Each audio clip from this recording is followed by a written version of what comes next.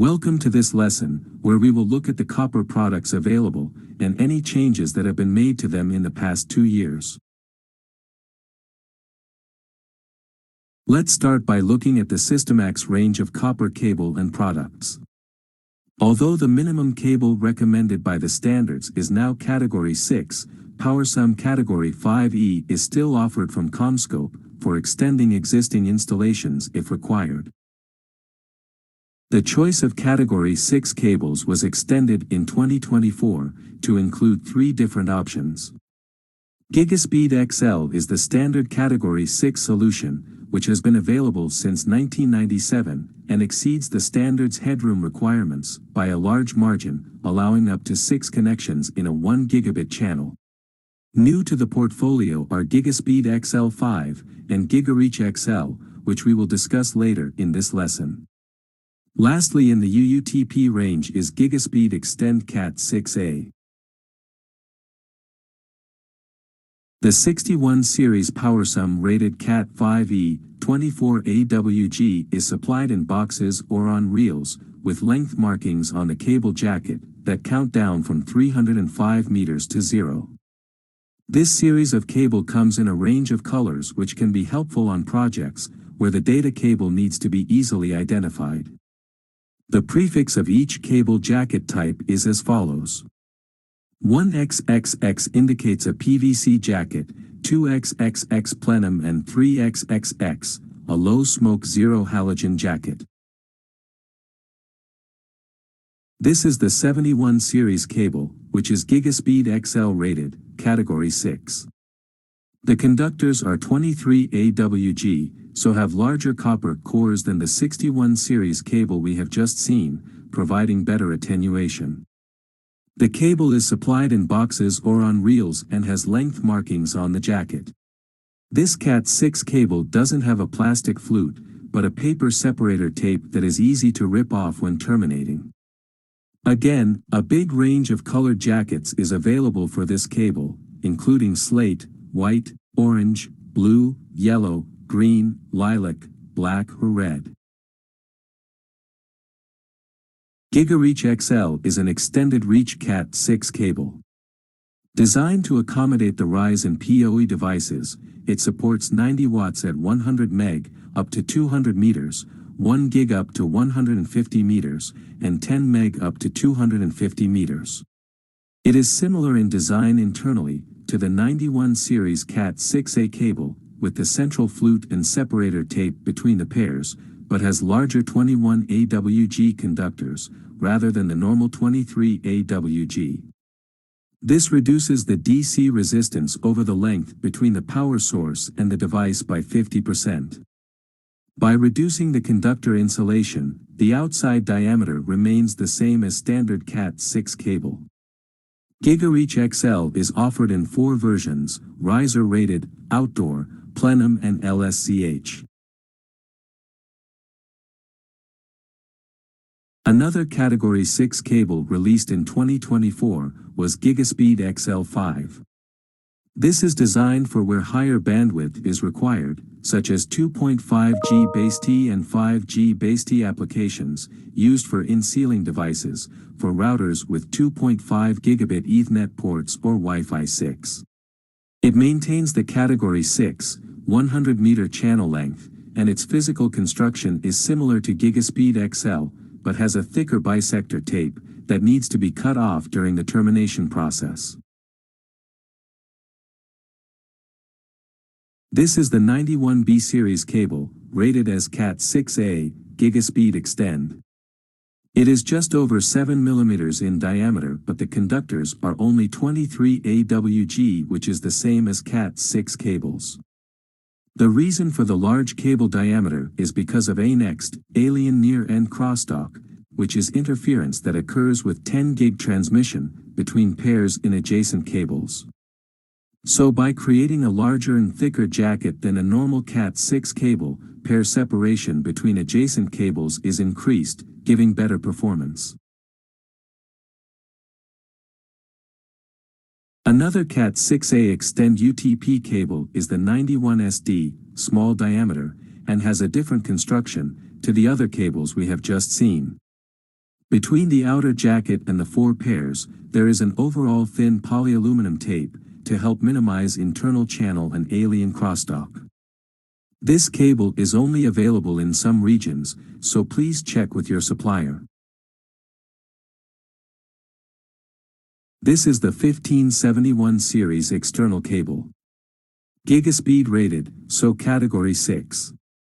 The cable is gel-filled, which means it is restricted to the length it can run once inside a building. We discussed earlier our extended reach Cat 6 cable. 1573 is the external version, so ideal for situations where the cable may have to run outside to external devices such as wireless access points. Moving on to copper panels, let's start with the 1100 DM distribution module range. The 1100 GS3 Cat 6 and 1100 GS6 Cat 6A panels are available in flat or angled versions with 24 or 48 ports. The rear cable manager has troughs with hook and loop fastener style ties, Velcro straps, to secure the cables with.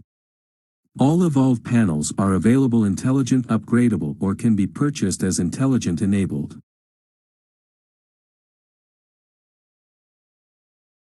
Angled versions of all the Systemax patch panels are ideal for racks or cabinets and allow the patch cords to be fed off neatly into the side management as required.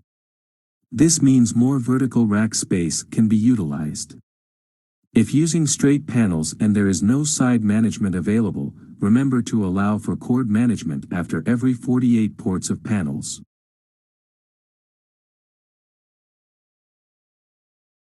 The PowerSum version of the 1100 panel is now renamed the 1100 Universal panel. It uses the same termination manager procedure for better 4-pair cable retention, but 25-pair cables can still be terminated onto it if required, without using the termination managers. The management bar is simpler than the GS panels, as it does not come with the cable troughs, allowing cables to be simply secured with cable ties or Velcro straps. PatchMax panels have inbuilt cable management at the front, and can be ordered in a Cat 5e PowerSum version, that is black, or the 360 Evolve version with the stainless steel appearance, in either the GS3 Cat 6 or GS6 Cat 6A specification. The 24-way panels take up 2U of rack space while the 48-way take 3, but all versions share the 1100 6-way module, that is common across the Systemax range of panels.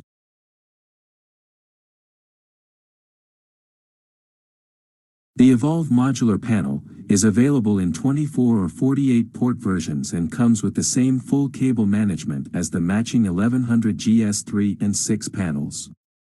It has easy labeling to the side of the ports.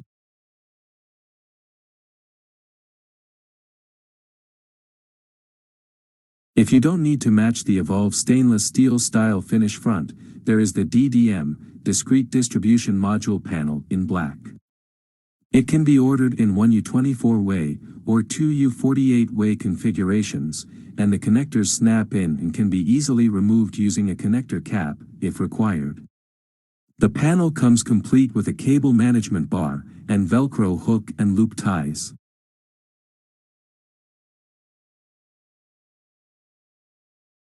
If you require a high-density administration panel, then perhaps the M2400 or M4800 modular panels might be a solution. Angled or straight, they can be used for Systemax M series as well as Uniprise compatible connectors. There are 2 versions of these panels, PowerSum or Gigaspeed rated, and each type is supplied with alternative termination caps due to the close proximity of the connectors to each other. Another thing that should be considered is that the straight panels are mounted to the front of the cabinet or rack frame, so do not match the same profile as standard panels.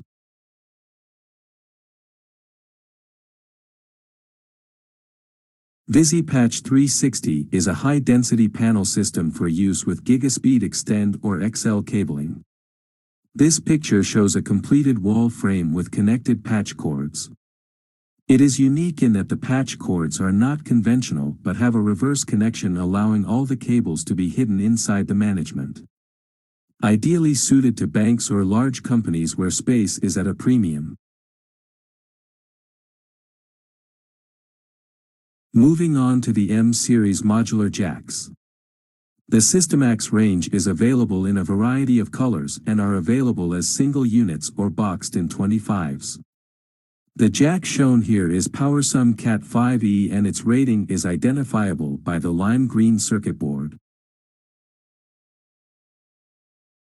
The MGS 400 Cat 6 Gigaspeed XL and MGS 600 Cat 6A Gigaspeed Extend modular jacks look very similar and again can be visually identified by the color of their circuit boards. The MGS 400 has a gray circuit board while the MGS 600 is blue. Termination of these M-Series Systemax jacks are the same for all three cable category ratings. Surface mount boxes are sometimes required in areas where a standard wall-mounted flush faceplate cannot be fitted easily. Check through the e-catalog for all the flavors and sizes available. Most of these smaller ones have snap-on lids that can easily be removed if required. The 12-port version also has a securing screw. They can accept Keystone, M-Series, or SL connectors, so check the descriptions carefully. Boxes bigger than this are usually designed for underfloor cavities or ceiling voids, due to the amount of incoming cables. Zone wiring boxes, also known as consolidation points, don't come much better than this. This is the M224 24-port box, and can be installed in a variety of places from in-ceiling, underfloor, on walls, or under desks etc. It is extremely versatile and comes complete with blanking plates, for either the 6-way panels or the individual outlets. Cables can come in from either end, just by snipping out the required number of tabs, and it also includes cable tie positions, to help locate the cables correctly. The box can be fitted with fiber cable spools as shown here, to even allow fiber termination if required. The lid not shown has 2 locking tabs to hold it in position and can also be screwed shut to make it tamper-proof. A recommendation though, that if fitted under the floor, any unused terminated outlets should be covered with tape until ready for use, to prevent ingress of dust. Faceplates are available in 1 through to 6-way and are country-specific. In some regions such as the UK, LF80 clips must be used on all outlets even in customized floor boxes or containment.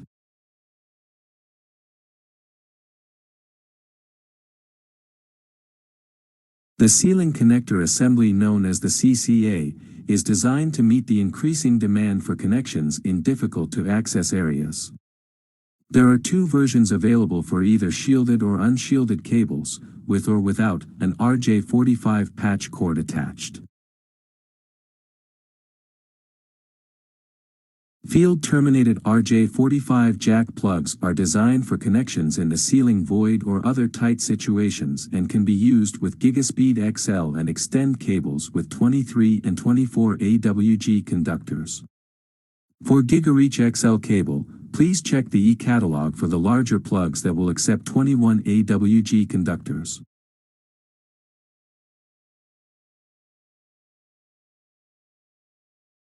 Modular jack cords are available in many lengths, colors and styles and must always at a minimum match the application being run over the installation. The RJ45 jack plugs for PowerSum are clear plastic, the Gigaspeed XL rated ones have a red insert and the Extend have blue ones, to make each type easily identifiable. Shielded patch cords have the additional metal surround on the jack plugs. For warranty purposes, a Gigaspeed XL installation must use matching Gigaspeed XL rated patch cords, and it would be the same for PowerSum or Gigaspeed Extend 2. Solid patch cords are available and would be used for example where a Gigaspeed XL warranted system is required and there is over 10 meters of stranded cord in the channel. This type of cord would most commonly be used in patch field situations, unlikely to change often, such as in the wiring closet. Solid patch cords feel just as flexible as stranded ones. Minnow 6 and Minnow 6A are small diameter unshielded twisted pair solid conductor patch cords for category 6 and 6A respectively. The Minnow 6 cords use 28 AWG conductors and are under 4 mm in diameter. The Minnow 6A have slightly larger 26 AWG conductors but are still 5 mm in diameter, making both versions easy to use in high-density patch fields. Having reduced copper core sizes, the attenuation of both these cords will be higher, so check the documentation to ensure the channel length reduction calculations have been made. The GigaShield Extend Cat 6A solution comprises of cables, modular jacks and shielded panels, tested to exceed the standards-based specifications for channel performance. There are two other shielded cables shown here, which we will include in this section. The 291 series cable is the FUTP version of GigaSpeed Extend, Category 6A. It has a foil sheath over the pairs which are separated by a plastic flute. This cable would be used where there is a preference for shielded systems. It is about the same diameter as the UTP version. Another external grade cable but category 6A is this twin-jacketed 1592A. It is gel-filled with an aluminum tape shield and drain wire between the two jackets. The same installation rules apply as the previous Cat 6 external grade cable we have just seen. Being shielded, the MGS 600S FTP modular jack would normally be used. A document called Customer-Owned Copper Outside Plant Guidelines for these cables detailing their termination and applications is available in the lesson download area.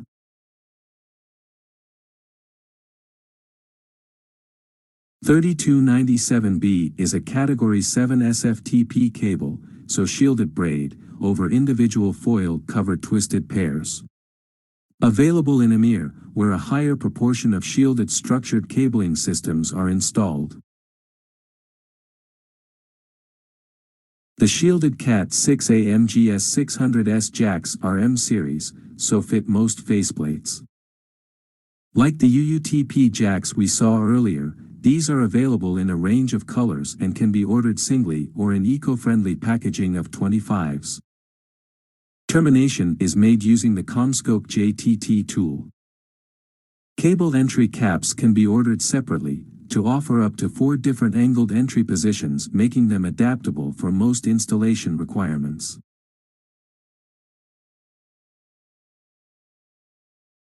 The GigaShield Evolve modular panels come loaded with MGS 600S jacks that snap in as required. Like all Systemax panels, there is cable management at the rear and space above the ports for identification labeling.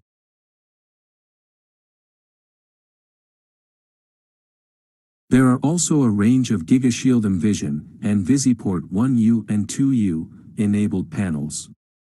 Again, these come loaded with the snap-in MGS 600S jacks. We saw earlier in this section the UUTP Minnow 6A reduced diameter patch cords. Shown here is the shielded Minnow 6AS version. In general, shielded cables are slightly bigger than their UTP counterparts, so these cords will be welcome in crowded patch fields. Again, you will need to remember the length derating factor.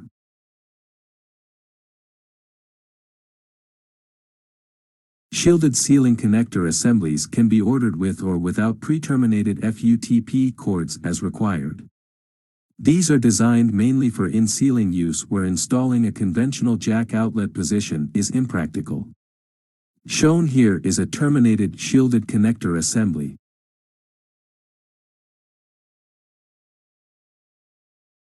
CommScope also manufacture a range of NetConnect and Uniprise modular jacks for both UTP and shielded cables. You may be familiar with some of these connectors already, but they are region-specific.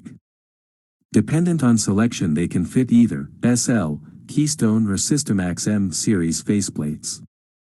All these connectors should be terminated using the JTT tool.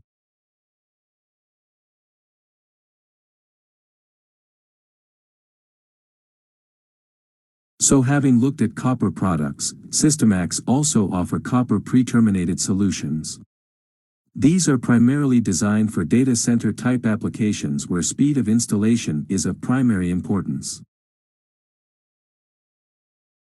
Instapatch CU is a system of pre-terminated harnesses that can be made to the client's specification. It's available in Cat 6A, Gigaspeed or Gigashield Extend, with a choice of termination solutions. Options include 1100 style modules, MGS 600 modular jacks, one-link connector packs, that are a pack of RJ45 connectors in a block, designed for fitting most Ethernet switches, or the last option is just to have unterminated cable ends. Each leg is individually labeled as well, making identification easy. The exit method of the cables, either to the left or the right, or straight out, trident style, can also be specified by the designer, allowing for really neat installations. Panels can be purchased empty for the chosen ends. Shown here is one that takes 1100 modules, which can be plugged in speedily, allowing links between racks or cabinets to be installed very quickly. Alternatively, it could be a modular panel like this, if modular jacks were specified, but the panel choice is all down to the customer. Each harness is labeled to include the source and destination locations, allowing the loom to be placed at the correct cabinet, ready to be pulled in. Each harness is also 100% performance tested to Systemax standards, with the test reports retrievable through WebTrack from the CommScope website, so there is no additional on-site testing required. That completes this lesson. Thank you.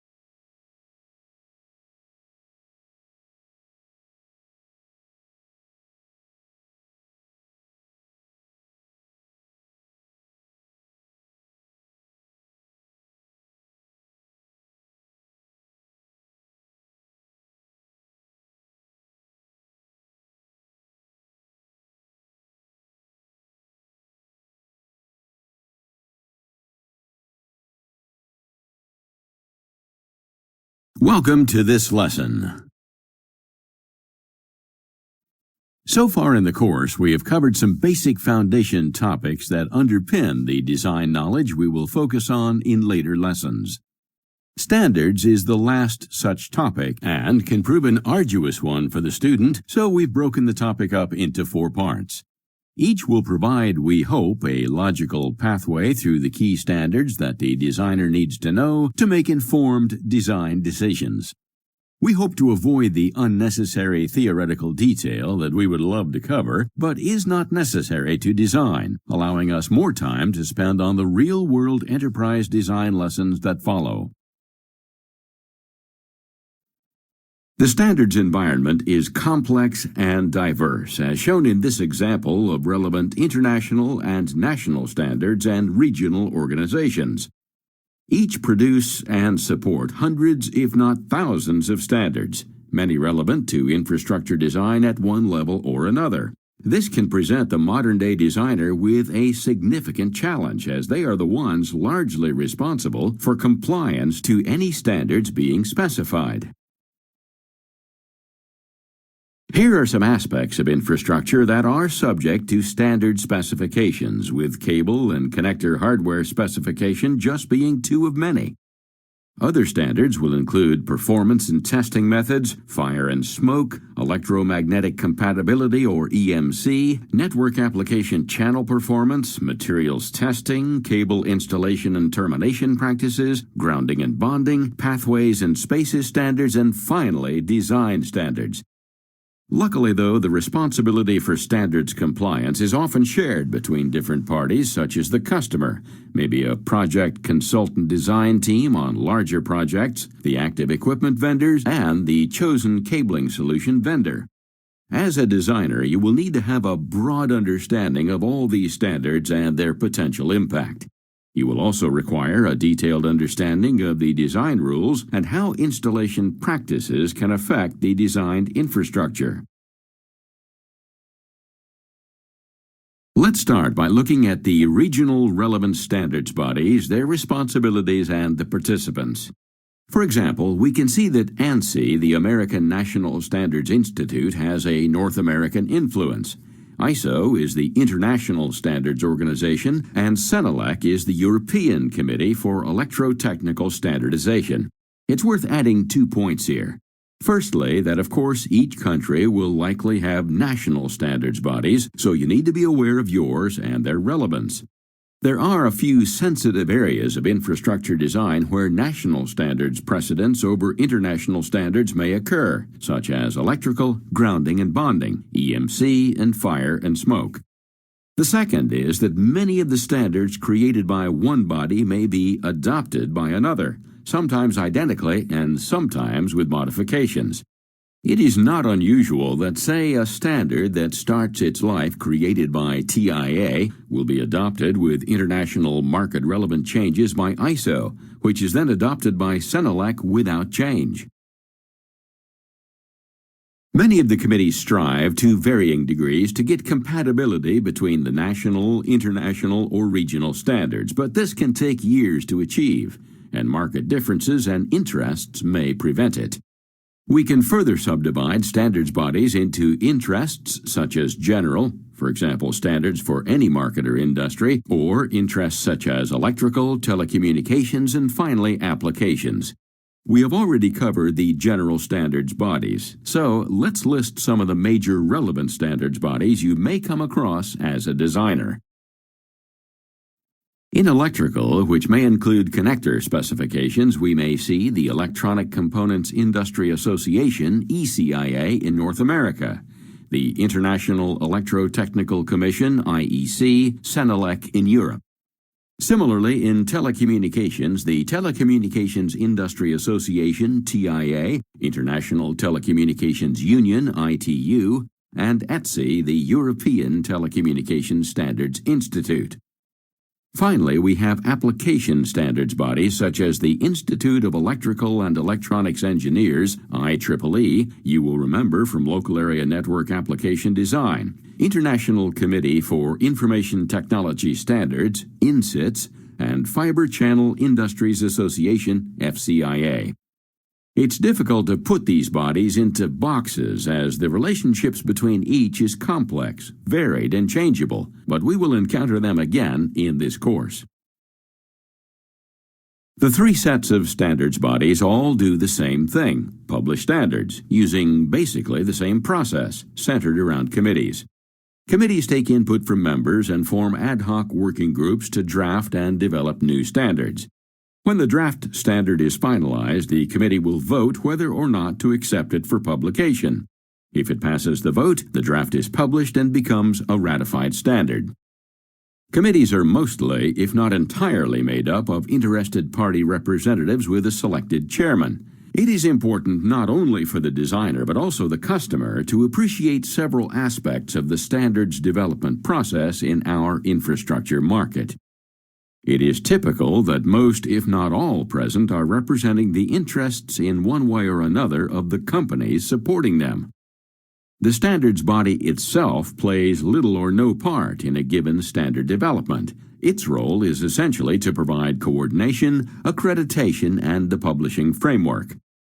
The standards development is totally reliant upon the participants' expertise and that of the company they are representing's research and development ability.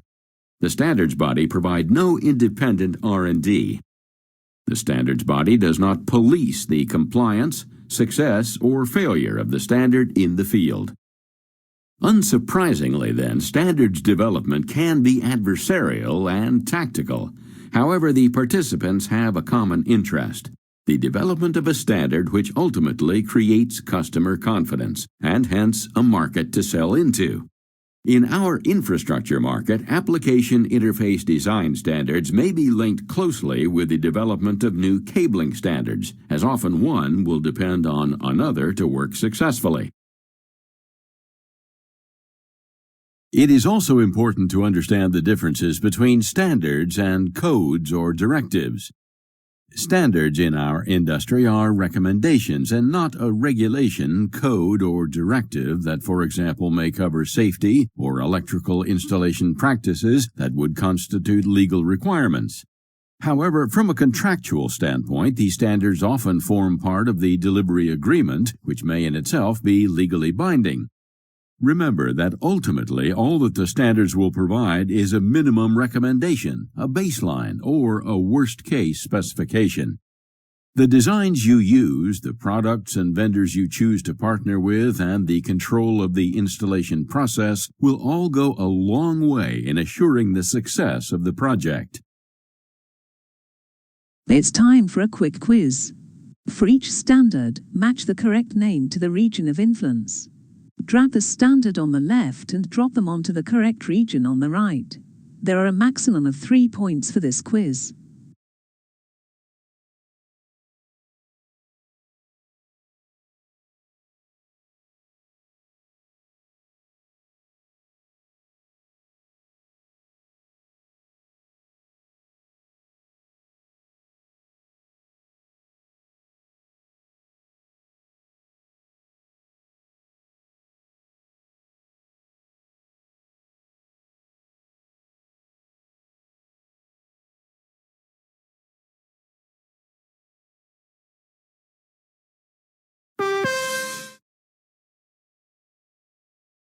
ISO IEC 11801 is international. Senelec 50173 is Europe. And ANSI TIA 568 is USA. Finally, let us just address why you, as a designer, should be aware of standards in other regions, not just your own. In today's global world, you will be dealing with global companies. When doing so, the Statement of Work, or SOW, or tenders and request for quotations, RFQs, will often have been drafted in another country and adapted, so it's useful to be aware of the standards, terms, and differences. It will also give you a better understanding of the trends, as standards are published periodically, maybe only 3 to 5 years. Generally, we can say that in our industry, it's natural that with the same global infrastructure companies participating on the committees, TIA and ISO standards continue to draw closer. And Senelec is often almost identical to ISO on a given topic.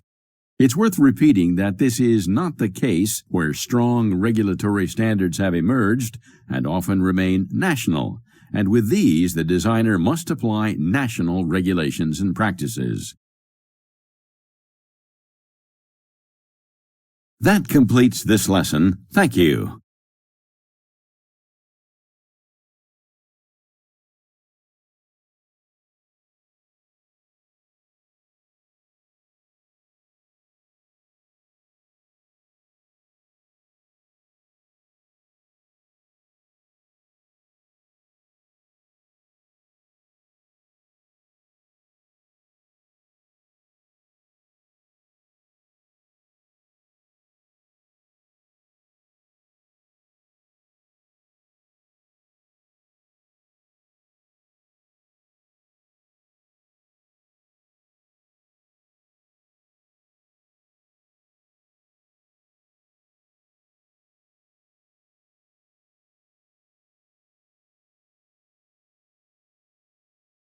Welcome to this lesson.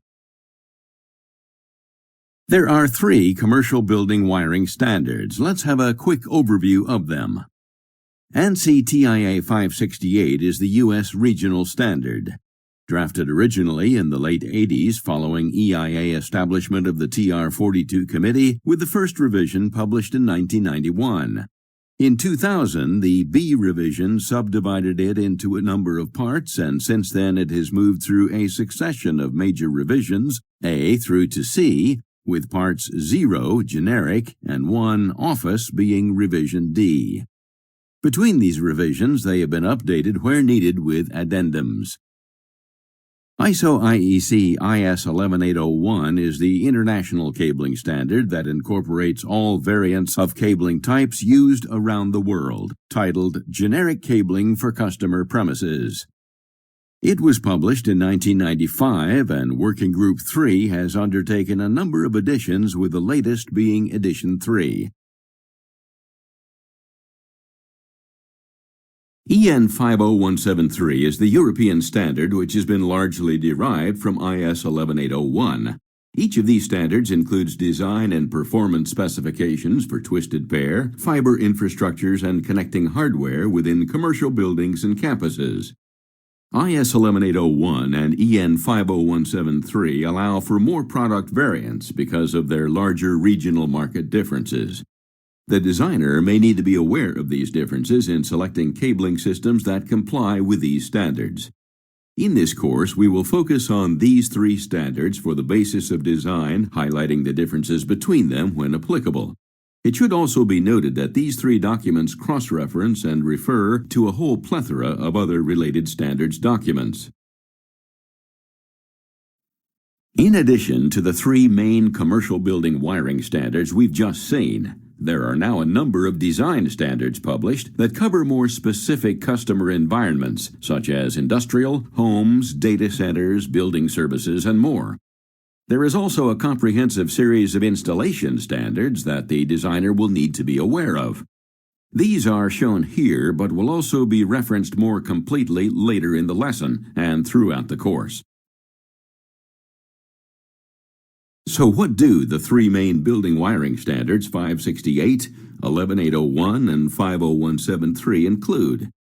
Commercial building wiring standards cover the topology and structural hierarchy of network cabling. They also cover specifications for the medium through which data is transmitted, distances over which data can be transmitted, specification of both copper and fiber cables, hardware, cords, and lastly, specification and testing of cabling links and channels. Following are a few examples from the TIA and ISO standards. Remember, the Senelec 50173 cabling standard is very similar to that of ISO IS 11801. Fundamental to all 3 regional wiring standards is a hierarchical star topology for cabling and patching design recommendation. This graphic depicts the generic design layout from the latest version D of the ANSI TIA 568.0 standard. All 3 standards now use the term distributor to describe a connection facility, which means a patching position or reconfiguration point. This first diagram represents what the TIA refers to as the functional elements of the generic cabling system. There are 3 layers of distributor in the hierarchy star topology. Distributor A, DA, is an optional connection facility that is cabled between the equipment outlet and distributor B or directly to distributor C. Distributor B, DB, is an optional intermediate connection facility that is cabled to distributor C. Distributor C, DC, is the central connection facility in the hierarchical star topology. The equipment outlet EO serves the equipment. A consolidation point CP is an optional connection facility for interconnection of cables extending from building pathways to the equipment outlet. TIA 568.0 defines 3 levels of interconnection cabling subsystem. Cabling subsystem 1, cabling from the equipment outlet to distributor A, distributor B, or distributor C. Cabling subsystem 2, cabling between distributor A and either distributor B or distributor C, if distributor B is not implemented. Cabling Subsystem 3, cabling between distributor B and distributor C. Optional tie cabling may be applied. Two logical examples shown here are DA to DA and DB to DB.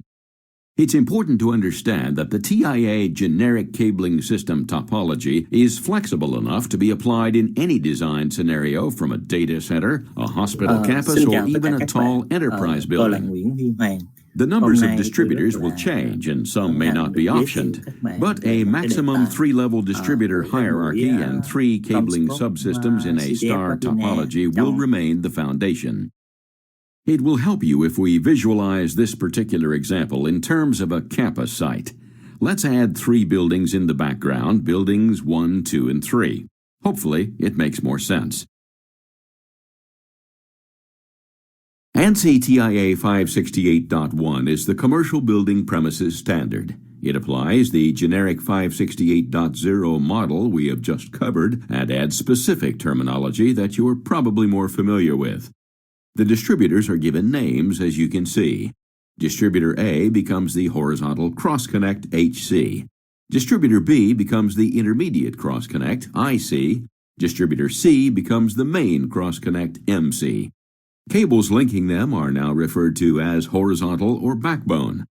The optional CP is still shown, but note that the EO, equipment outlet, is now referred to as a telecommunications outlet, TO, and is one of the specifically named elements within a commercial building cabling system.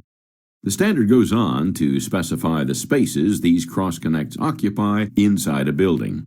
Examples are the equipment room, ER, and telecommunications room, TR. TOs also inhabit a space defined as work areas, WA.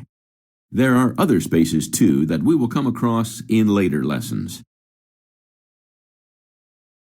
Now, let's compare the ISO IEC wiring standard IS 11801 to the TIA 568.1 topology. The ISO standard represents the same thing in a different style using alternative terminology, and this can be confusing to the market. There are also minor differences in requirements to be considered between the standards when comparing different vendors' products. ISO terms of use also include TOs and CPs, but in addition there are floor distributors, FD, building distributors, BD, and campus distributors, CD. This is a good example of how these standards relate to each other or not. Another very important topic that the wiring standards include is component, link, and channel specifications. It is important that the mechanical properties and transmission categories of components used in the same cabling system be properly matched. This ensures a consistently high level of dependability and transmission performance. To achieve this, the wiring standards define a series of specifications for components such as connectors, cables, overall link, and channel performance.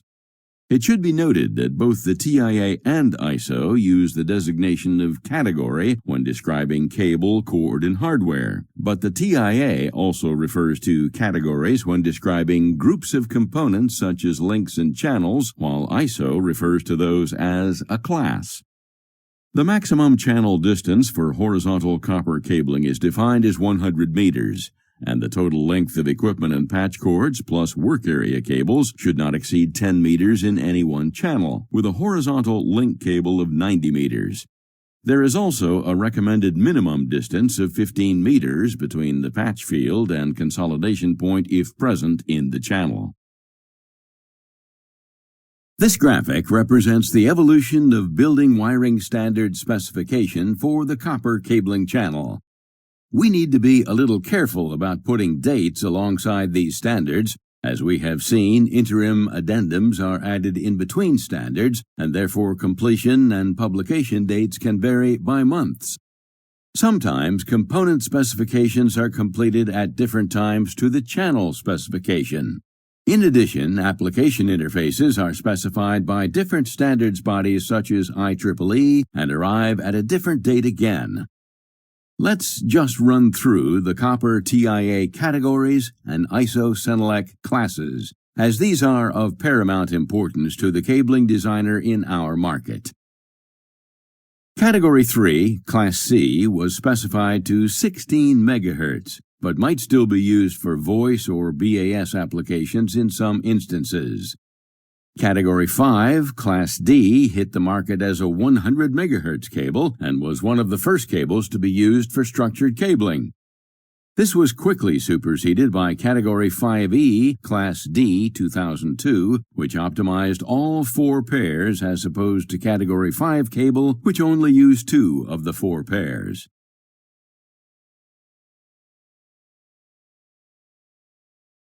Category 6, Class E, is specified to 250 MHz and offers over twice the bandwidth of Category 5E, providing a more stable platform for applications for traffic such as VoIP, PoE, and video. This is the minimum specification cable that should be used for all new installations. Category 6A, Class EA, doubles that bandwidth again to 500 MHz and is vastly superior in performance. Typically used in data centers and enterprise applications, it is the minimum specification cable recommended for healthcare facilities and also for above-ceiling applications such as wireless access points, intelligent lighting, PoE devices, and cameras.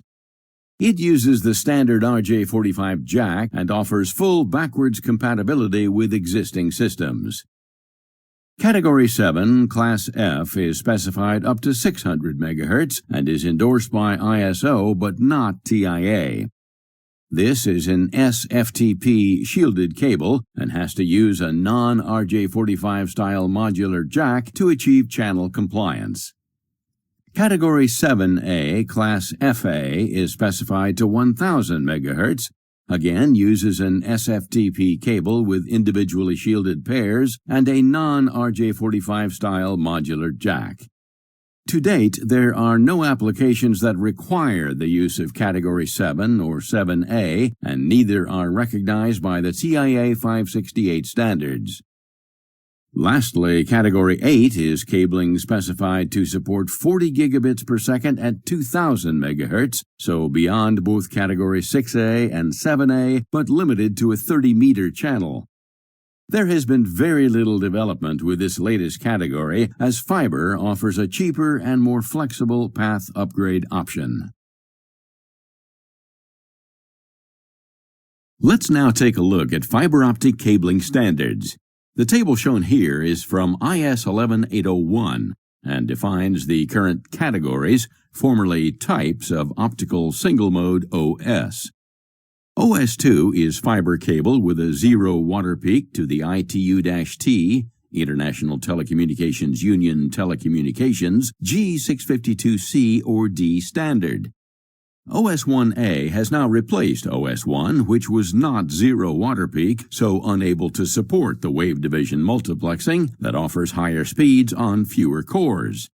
OS1A is designed for use indoors with tight buffer support, and OS2, which has been available for a number of years, is ideal for outdoor use and longer distances still due to its lower attenuation specification.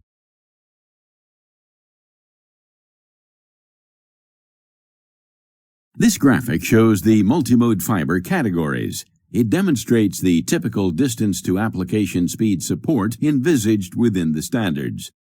OM1 and OM2 fibers, like OS1, are now being aged within ISO TIA standards. This table shows the minimum performance for each of the OM glasses. Overfilled launch defines a light source and NA numerical aperture that results in all of the fiber modes being exposed to the source, typical with LED optoelectronics.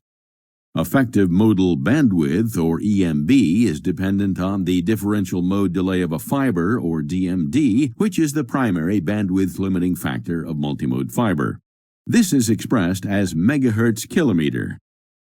You will note from the table that OM3 and OM4 multimode fiber is laser optimized for transmission at 850 nanometers. They have become the dominant multimode fiber type, supporting the lowest cost interfaces at 1 gigabit and 10 gigabit speeds and beyond over good distances for local area type networks. OM5 is the standard for the wideband multimode fiber WBMMF and has an additional low-loss window specified at 953 nanometers, allowing it to take advantage of relatively low-cost wave division multiplexing, or WDM.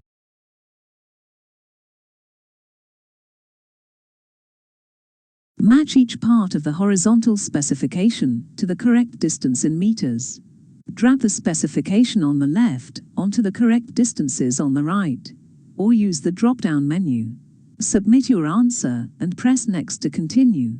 There are a maximum of 3 points for this quiz.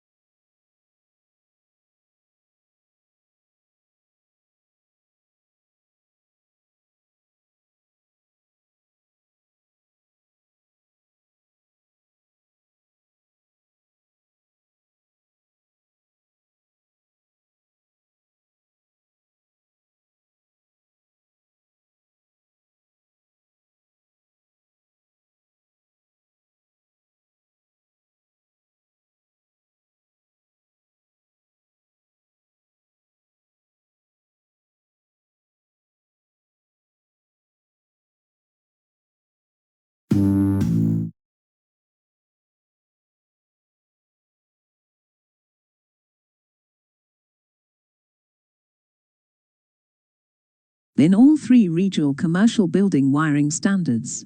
The maximum recommended channel distance is 100 meters.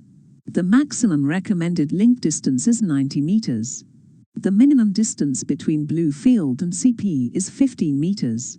These are recommended guidelines, and there may be other factors that come into play when we look at horizontal designs in more detail.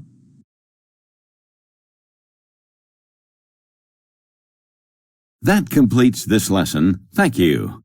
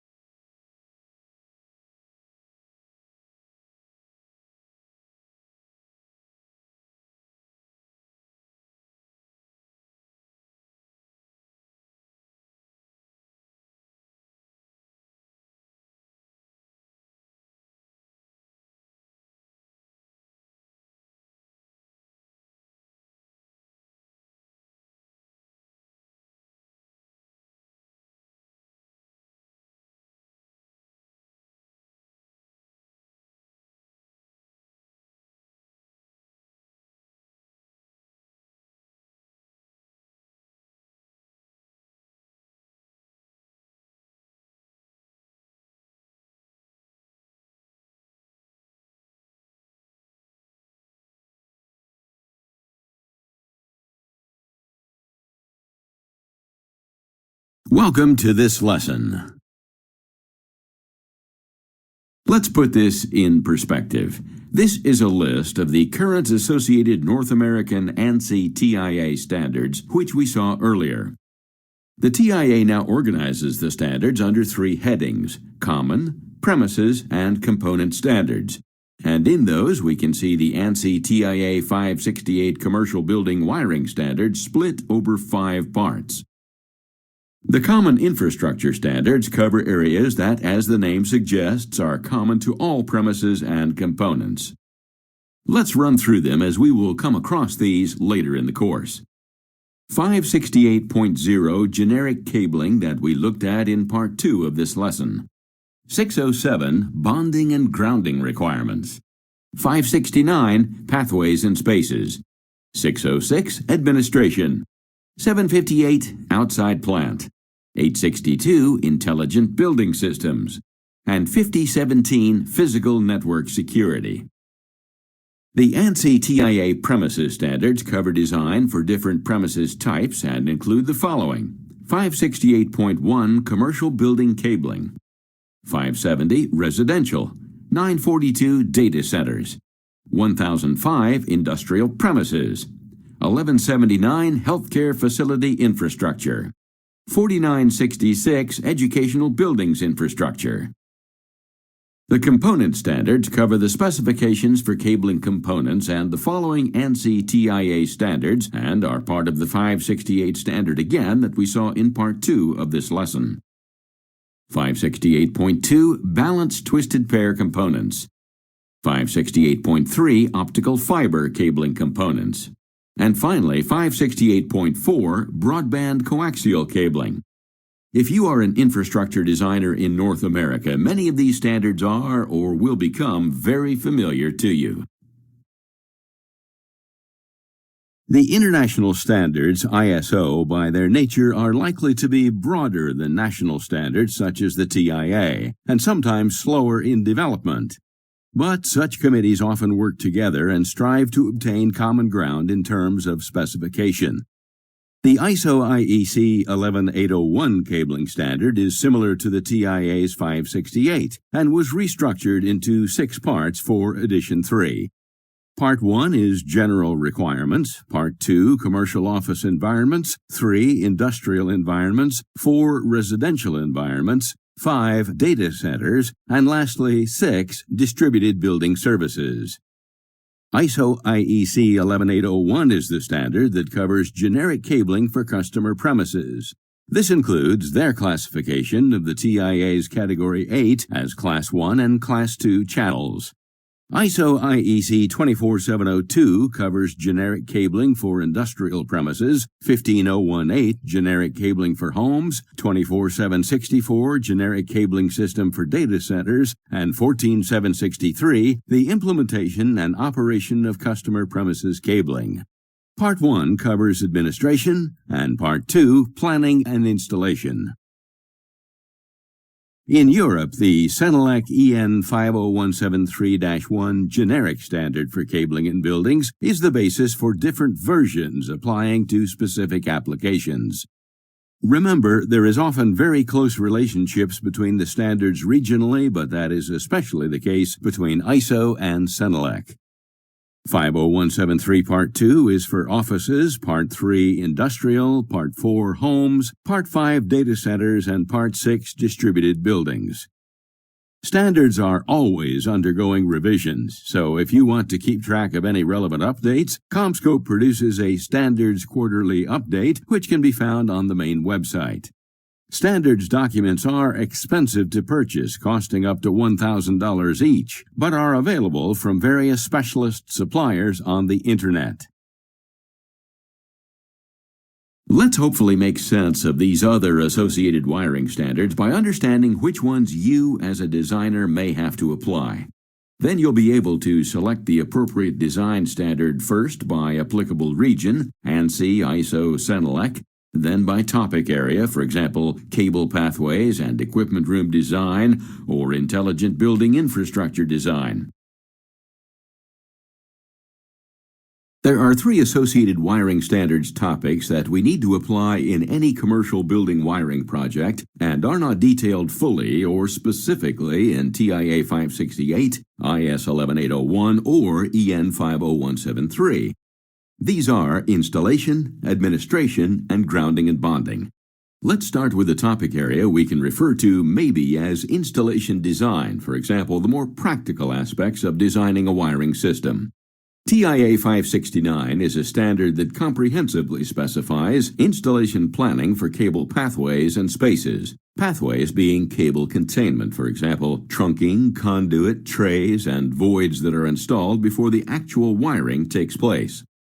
Spaces may refer to equipment rooms and telecommunication room design and layouts. The ISO 14763-2 is the international equivalent. The European EN 50174 divides general installation topics into 2 parts. Part 2 is internal installation, including some grounding and bonding, and Part 3 is external installation. It should also be noted that some installation practices are also covered in the general cabling standards we covered earlier. Next up is administration standards, which covers labeling and color coding of the infrastructure, which can get very detailed, especially with intricate multi-core fiber designs we will come across later. So, they detail how the infrastructure should be identified to aid accurate administration, which would include patching, for example. The TIA 606 has, for example, included more recently a data center cabling addendum. Internationally, admin is covered in 14763-1 and Senelec 50174 Part 1. The third general topic group is grounding and bonding, which is covered in the standards by the TIA 607, ISO IEC 30129, and the Senelec 50310. This topic is important in terms of the IT infrastructure and applications operating effectively within or between buildings. Cabinets and frames also need equipotential bonding through a building, and this is integral to the performance of an FTP-STP cable system as well. In most regions, this application will be covered by the local electrical regulations and be included in the electrical installation results. We mentioned earlier that there are associated design standards targeting specific wiring environments. 2 common examples would be the data center and building automation, the latter sometimes referred to as intelligent or smart building wiring. The TIA and ISO IEC also have standard specifications for wireless connectivity, cabling of access points, and the IEEE has a standard for power over Ethernet. These are not summarized within the cabling standards as associated, but are useful in the design, planning, and installation of any cable infrastructure. In the wireless world, in order to support the high speeds and high densities anticipated for wireless, the cabling industry has been at work updating wireless standards. TIA TSB 162 Telecommunications Cabling Guidelines for Wireless Access Points, WAPs, and ISO IEC 24704 Information Technology Customer Premises Cabling for Wireless Access Points provides guidelines for connecting WAPs to the local area network in the building. The approach suggested in these documents is to pre-cable the building before the access point equipment is installed so that the building is wireless ready and there is minimal disruption when the access point equipment is installed and commissioned. The TIA has introduced another standard in order to address appropriate AP density. ANSI TIA 4966 is specifically designed to cover educational facilities, but the recommendations are useful for any large indoor areas or buildings with high concentrations of wireless clients. These guidelines identify variations in wireless coverage based on their usage. Power over Ethernet, or PoE, has gone mainstream in recent years with the publication of IEEE 802.3AF, 802.3AT, and the most recent 802.3BT standards. By providing data transmission and power simultaneously over the same industry standard cabling, PoE has enabled a new breed of devices to be delivered to the market. Devices such as Wi-Fi access points, IP phones, and security cameras utilize PoE as the primary means of power. External power supplies are no longer needed. This technology has in turn been a true enabler for the market success of these devices. The breadth of existing devices utilizing PoE has driven suppliers to demand more from the underlying infrastructure so other PoE devices can be created. The new infrastructure must deliver more power while increasing efficiency. With some devices exceeding gigabit Ethernet limits, the standards will also need to adapt to allow for PoE on higher bandwidth links, such as 10 Gbps. Here are the standard's current guidelines for data center design and specification. In the U.S., an infrastructure standard for data centers is covered by TIA 942. It includes recognized cabling such as Category 6A cable, laser-optimized OM4 multimode cable, and single-mode cable for use as media. In Europe, the infrastructure standard for data centers is covered by EN 50173-5, Part 5. Internationally, it's ISO IEC 24764. It should be noted that the European and international standards for data centers are very similar in specification. Here we show just one topic included in these standards, the recommended minimum media specifications. Data center environments lend themselves to fiber optic cabling as the main communications medium of choice for large parts of the installation, including the SAN, mainframe, switch, and tape disk drive connectivity. Copper cabling is used as the common local equipment connection, such as in the NAS areas of the data center. Essentially, we can define building automation as the automatic centralized control of a building's HVAC, heating, ventilation, and air conditioning, lighting, and other systems such as security and access through a BMS or Building Management System or a Building Automation System BAS. The objectives of building automation are improved occupant comfort, efficient operation of building systems, and reduction in energy consumption and operating costs. ANSI TIA 862 Intelligent Building Cabling Standard specifies a generic cabling system for BAS used in commercial buildings that will support a multi-vendor environment. It establishes performance, topology, and technical criteria for various cabling system configurations for connecting BAS equipment and devices.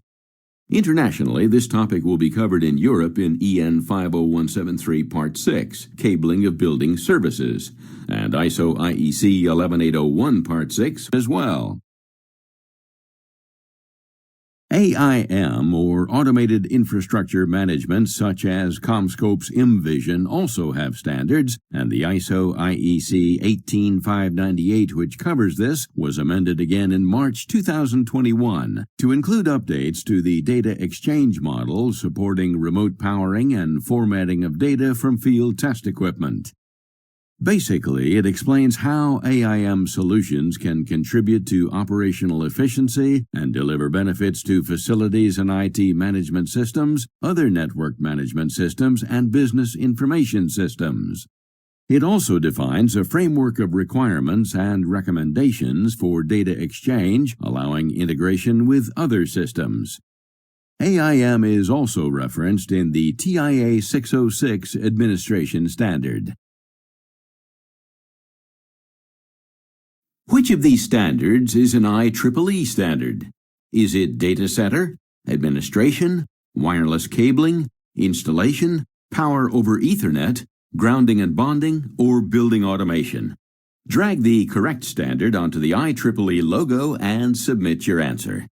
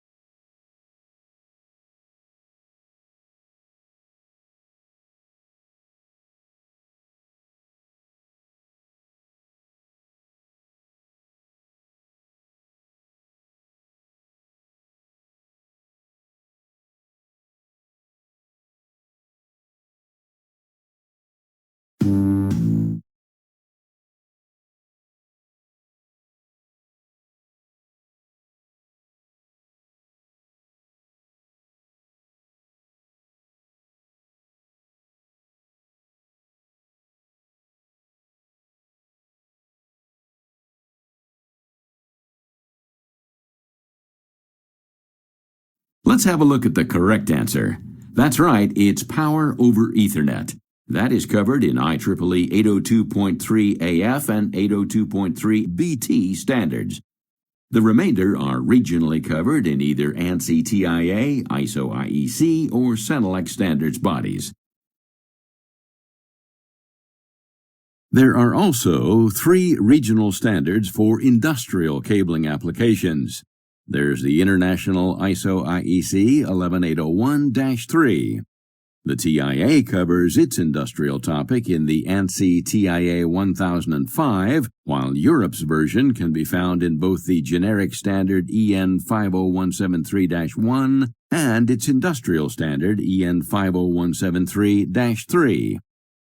Industrial cabling, referred to as ruggedized, has to be capable of withstanding harsh conditions and requires extra sealing and encapsulation to suit those potential conditions. The cabling environment is defined by the mechanical, ingress, climatic, and electromagnetic or MICE conditions in which the cabling must remain fully functional. When designing networks for factories and industrial plants, it is important to be aware of the MICE environment for each sector and the relevant standard specifications. The standard specified fiber connector for all optical interfaces is the LC type. Over recent years, fire safety has been an increasing focus of attention in cabling installations. Flame spread, smoke, and toxic gases are all potentially lethal products of cabling fires. Again, the situation with these issues is confused by different standards in the US, Europe, and internationally. The details of which standard to adhere to should be available in any good vendor's catalog or product specification documentation. Having covered the major standards that have an impact on cabling infrastructures, it is also necessary to be aware that there may be other local standards that apply. Here are some that may be encountered in the U.S., where the National Electrical Code, NEC, and Underwriters Laboratories, UL, are influential bodies. The NFPA 70 defines specific standards for different areas of cabling for riser, fire alarm, and so on, and the UL 910 tunnel test for very stringent fire testing that defines plenum-rated cables.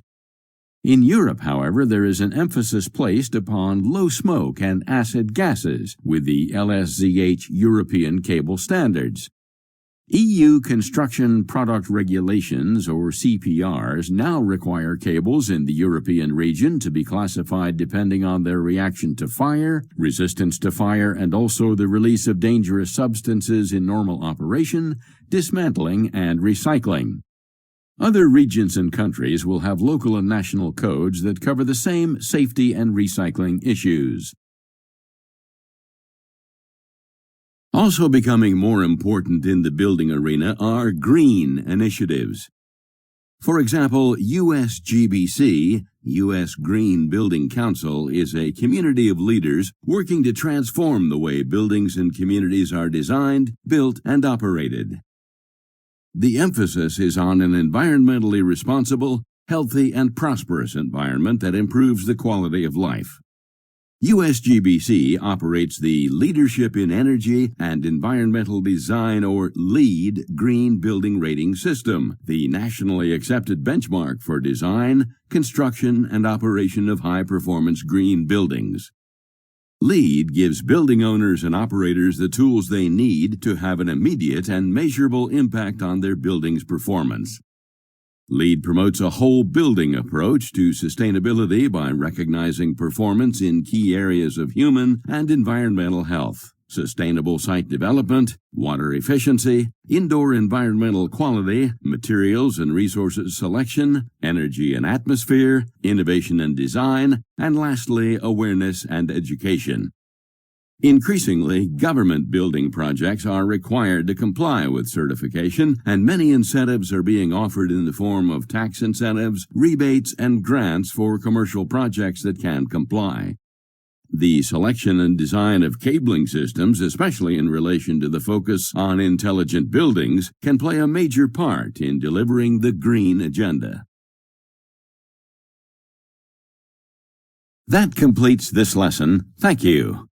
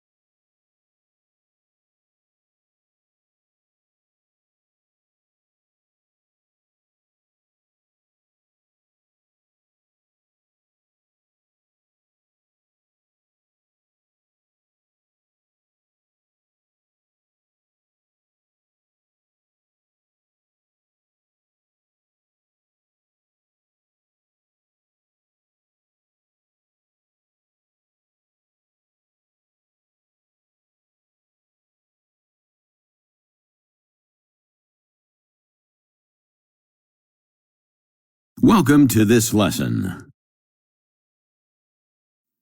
So, why is it important to know about applications in order to design cable systems, and what defines applications in this context?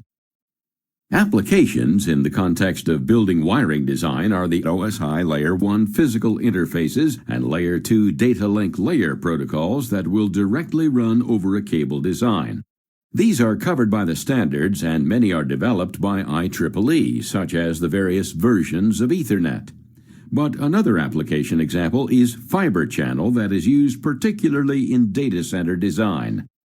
You don't need to be an expert on these layers necessarily, but enough to understand the limitations and impact they will have on your cabling design or, of course, vice versa. The short answer to why it is important to know about applications is that they are intrinsically linked to cabling design. A decision has to be made on the media used, for example, copper, fiber, or wireless, and then the specifications of that media. This will include the interfaces used on the media to couple to application equipment, the current and future capacity of cabling required for the applications, the flexibility required in reconfiguration, the performance of the application, and the future application aspirations. The applications planned now and in the future may even dictate the installation process and the final testing of the cable system, or the way the results are verified. Probably the most important aspect needed to be understood about applications is the media options available, the distance it can be supported before performance starts to be impacted, and also which interfaces it requires. It is also important to understand right from the offset that the Application Standards Committees such as IEEE 802.3 Ethernet will offer more than one style of Layer 1 interface for a given speed of application. So, for example, 10 gigabits per second Ethernet may run on multimode or single-mode fiber and certain copper categories of media. Apart from the media differences, there will be several variances including the physical interfaces or connectors, the number of fiber cores or pairs required, the frequency and wavelengths used, and the distances supported. So you can see how cabling design and applications are intrinsically linked. It is important that the designer understands trends and new developments to make informed choices. We discussed earlier the development of Category 8 copper specification, and this coincided with the IEEE 802.3 BQ study group work on NG-T transceiver, NG meaning next generation. The goal was to offer backward compatibility to existing legacy cabling and applications using the RJ45 equipment outlet interface connector. But as application speeds continue to rise, a consequence is that the supported distances become shorter. With this in mind, IEEE 802.3 BQ supports 40 gigabits per second over a 30 meters cabling channel using Category 8 cabling. So this copper interface is likely to be restricted mostly to data center applications designs. However, as we will see, it can more easily be achieved using fiber over more usable drive distances. The IEEE 802.3 BA standard covers the management parameters for 40 and 100 gigabits Ethernet over fiber. Both single and multimode fiber systems are supported but limited to different distances using various optical PMD interfaces. All of the optical PMDs developed share the common architecture and naming convention of SR, short range, LR, long reach, or ER, extended reach. The 40G-base SR4 and 100G-base SR10 PMDs are based on 850 nanometer wavelength and support transmission to 100 meters on OM3 fiber and 150 meters using OM4 fiber with MPO connectors. The MPO-12 shown here on the SR4 PMD has 12 terminated fibers. 4 lanes or fibers of each are used in either direction. The effective data rate per lane or fiber is 10 gigabits per second. Therefore, the 40G-base SR4 PMD supports transmission of 40 gigabits per second Ethernet over a path consisting of 4 parallel OM3 fibers in each direction, while the 100G-base SR10 PMD will support 100 gigabit Ethernet over a path consisting of 10 parallel OM3 fibers in each direction using an MPO-24 connector. The potential for OM5 WB-MMF fiber that we saw mentioned in the previous webcast now becomes apparent. Instead of using large numbers of parallel fibers to multiplex, 4 colors of light are multiplexed instead. This graphic shows a comparison of the previous SR4 PMDs versus the perspective of using WBMMF PMDs. The 40 gig SR PMD uses 4 10 gigabit signals in parallel, depicted by the 4 blue stripes, each one representing a separate fiber, one set for the transmitter and one set for the receiver, requiring a minimum of 8 fibers. In contrast, 40G using SWDM can be condensed down to transmission on a single fiber in each direction, each carrying 4 wavelengths instead of 1, so a total of 2 fibers used. For 100G, SR10 uses 10 parallel lanes, 20 fibers, each using 10 gigabits per second. But if using SWDM, this could be collapsed further to a single fiber pair by transmitting 25 gigabit per second signals on each wavelength. This is a demonstration of the continual advances being made in fiber PMD technology. Standards still define the maximum enterprise design distance of a fiber backbone as 2,000 meters. As with copper, application interface drive distances may limit this distance, depending upon the type of fiber used and, of course, the number of connections in any channel design. There is much to consider when planning fiber backbones, so let's start by reviewing the standards-based fiber types now defined as categories. This graphic simply demonstrates the relationship between categories of multimode fiber and drive distance of certain application interfaces. Optical multimode OM1 and OM2 have now been aged and are not recommended as they are not laser optimized and as such cannot support the higher speed interfaces often required today in the horizontal or backbone. OM3 and OM4 are LOMMF fibers, so optimized for low-cost, high-speed lasers, increasing the available bandwidth. OM5 offers a future for even higher speed applications to take advantage of its additional wavelength specification, being able to support wave division multiplexing in the 850 to 953 nanometer range. The attenuation of each of these categories is also defined in the standards, and we can see here OM5 being slightly lower attenuation at 850 nanometers. Looking at supporting longer backbones and/or higher speeds, still the use of single-mode OS1A has now replaced OS1, which was not zero water peak, so unable to support the wave division multiplexing that offers higher speeds on fewer cores. OS1A is designed for use indoors with tight buffer support, and OS2, which has been available for a number of years, is ideal for outdoor use and longer distances still due to its lower attenuation specification.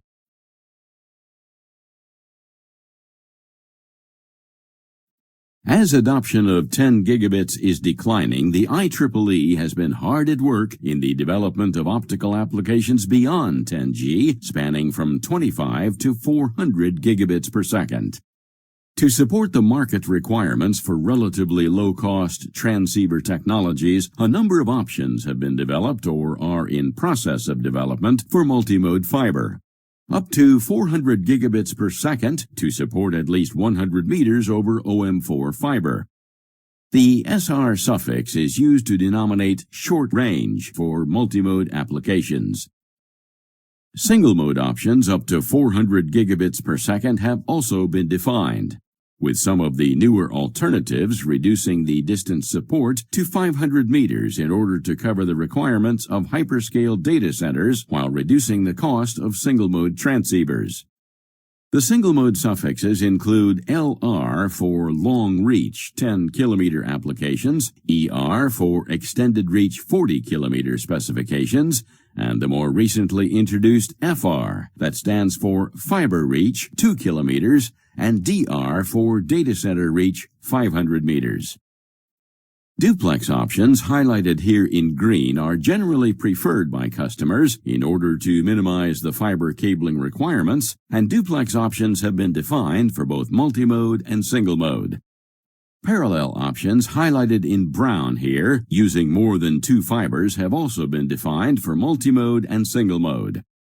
This is in order to increase data rates by using multiple pairs simultaneously. The SR4 suffix is used to denominate the use of 4 fiber pairs in multimode applications. For single mode, although the numeric suffix was originally used to designate the number of wavelengths for multi-wavelength applications, the numeric suffix is now starting to be used to designate the number of pairs, such as DR4, designating 4 pairs for 500-meter data center reach. Wave division multiplexing, highlighted in gray, has been defined for single-mode variants for some time already, such as 10-kilometer long-reach 4-wavelength LR4, and has most recently been defined for multimode with a 2-wavelength objective for 400 gigabits per second. Additional optical applications have become available in the market, including options to achieve extended reach over installed multimode fiber for 25, 40, and 100 gigabits. Additionally, the fiber channel or FC specifications continue to evolve toward 128 gigabits per second on multimode and single mode.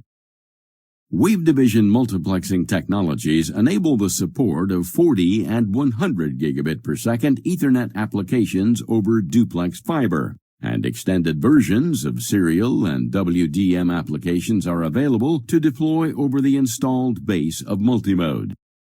Parallel and WDM options are also available for single mode.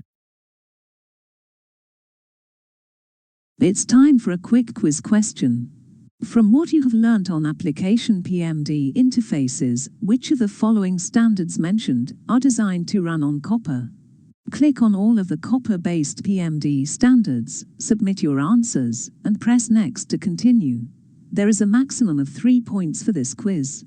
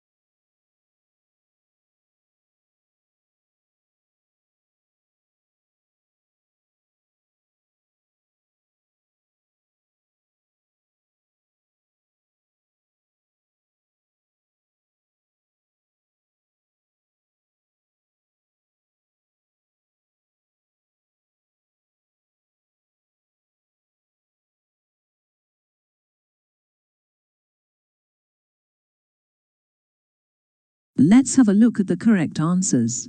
All the applications here that end with a T are copper ones, as the T stands for twisted pair. In some respects, we appreciate standards is a painful topic to study, but some, like bonding, fire, and smoke, will have serious risk implications if not applied, although many are recommendations only. As we mentioned at the offset, even those that are recommendations will likely be specified as contractually binding and have legal implications if you fall outside of them. That completes this lesson. Thank you.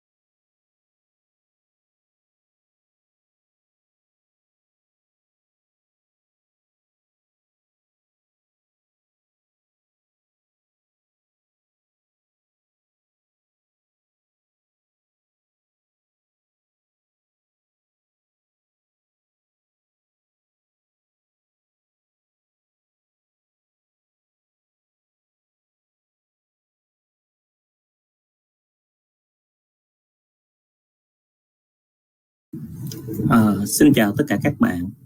Tôi là Nguyễn Huy Hoàng. Hôm nay tôi rất là hân hạnh được giới thiệu các bạn về một cái đề tài của cái buổi CommScope CTF webinar trong tháng này, tháng 10, là nói về cái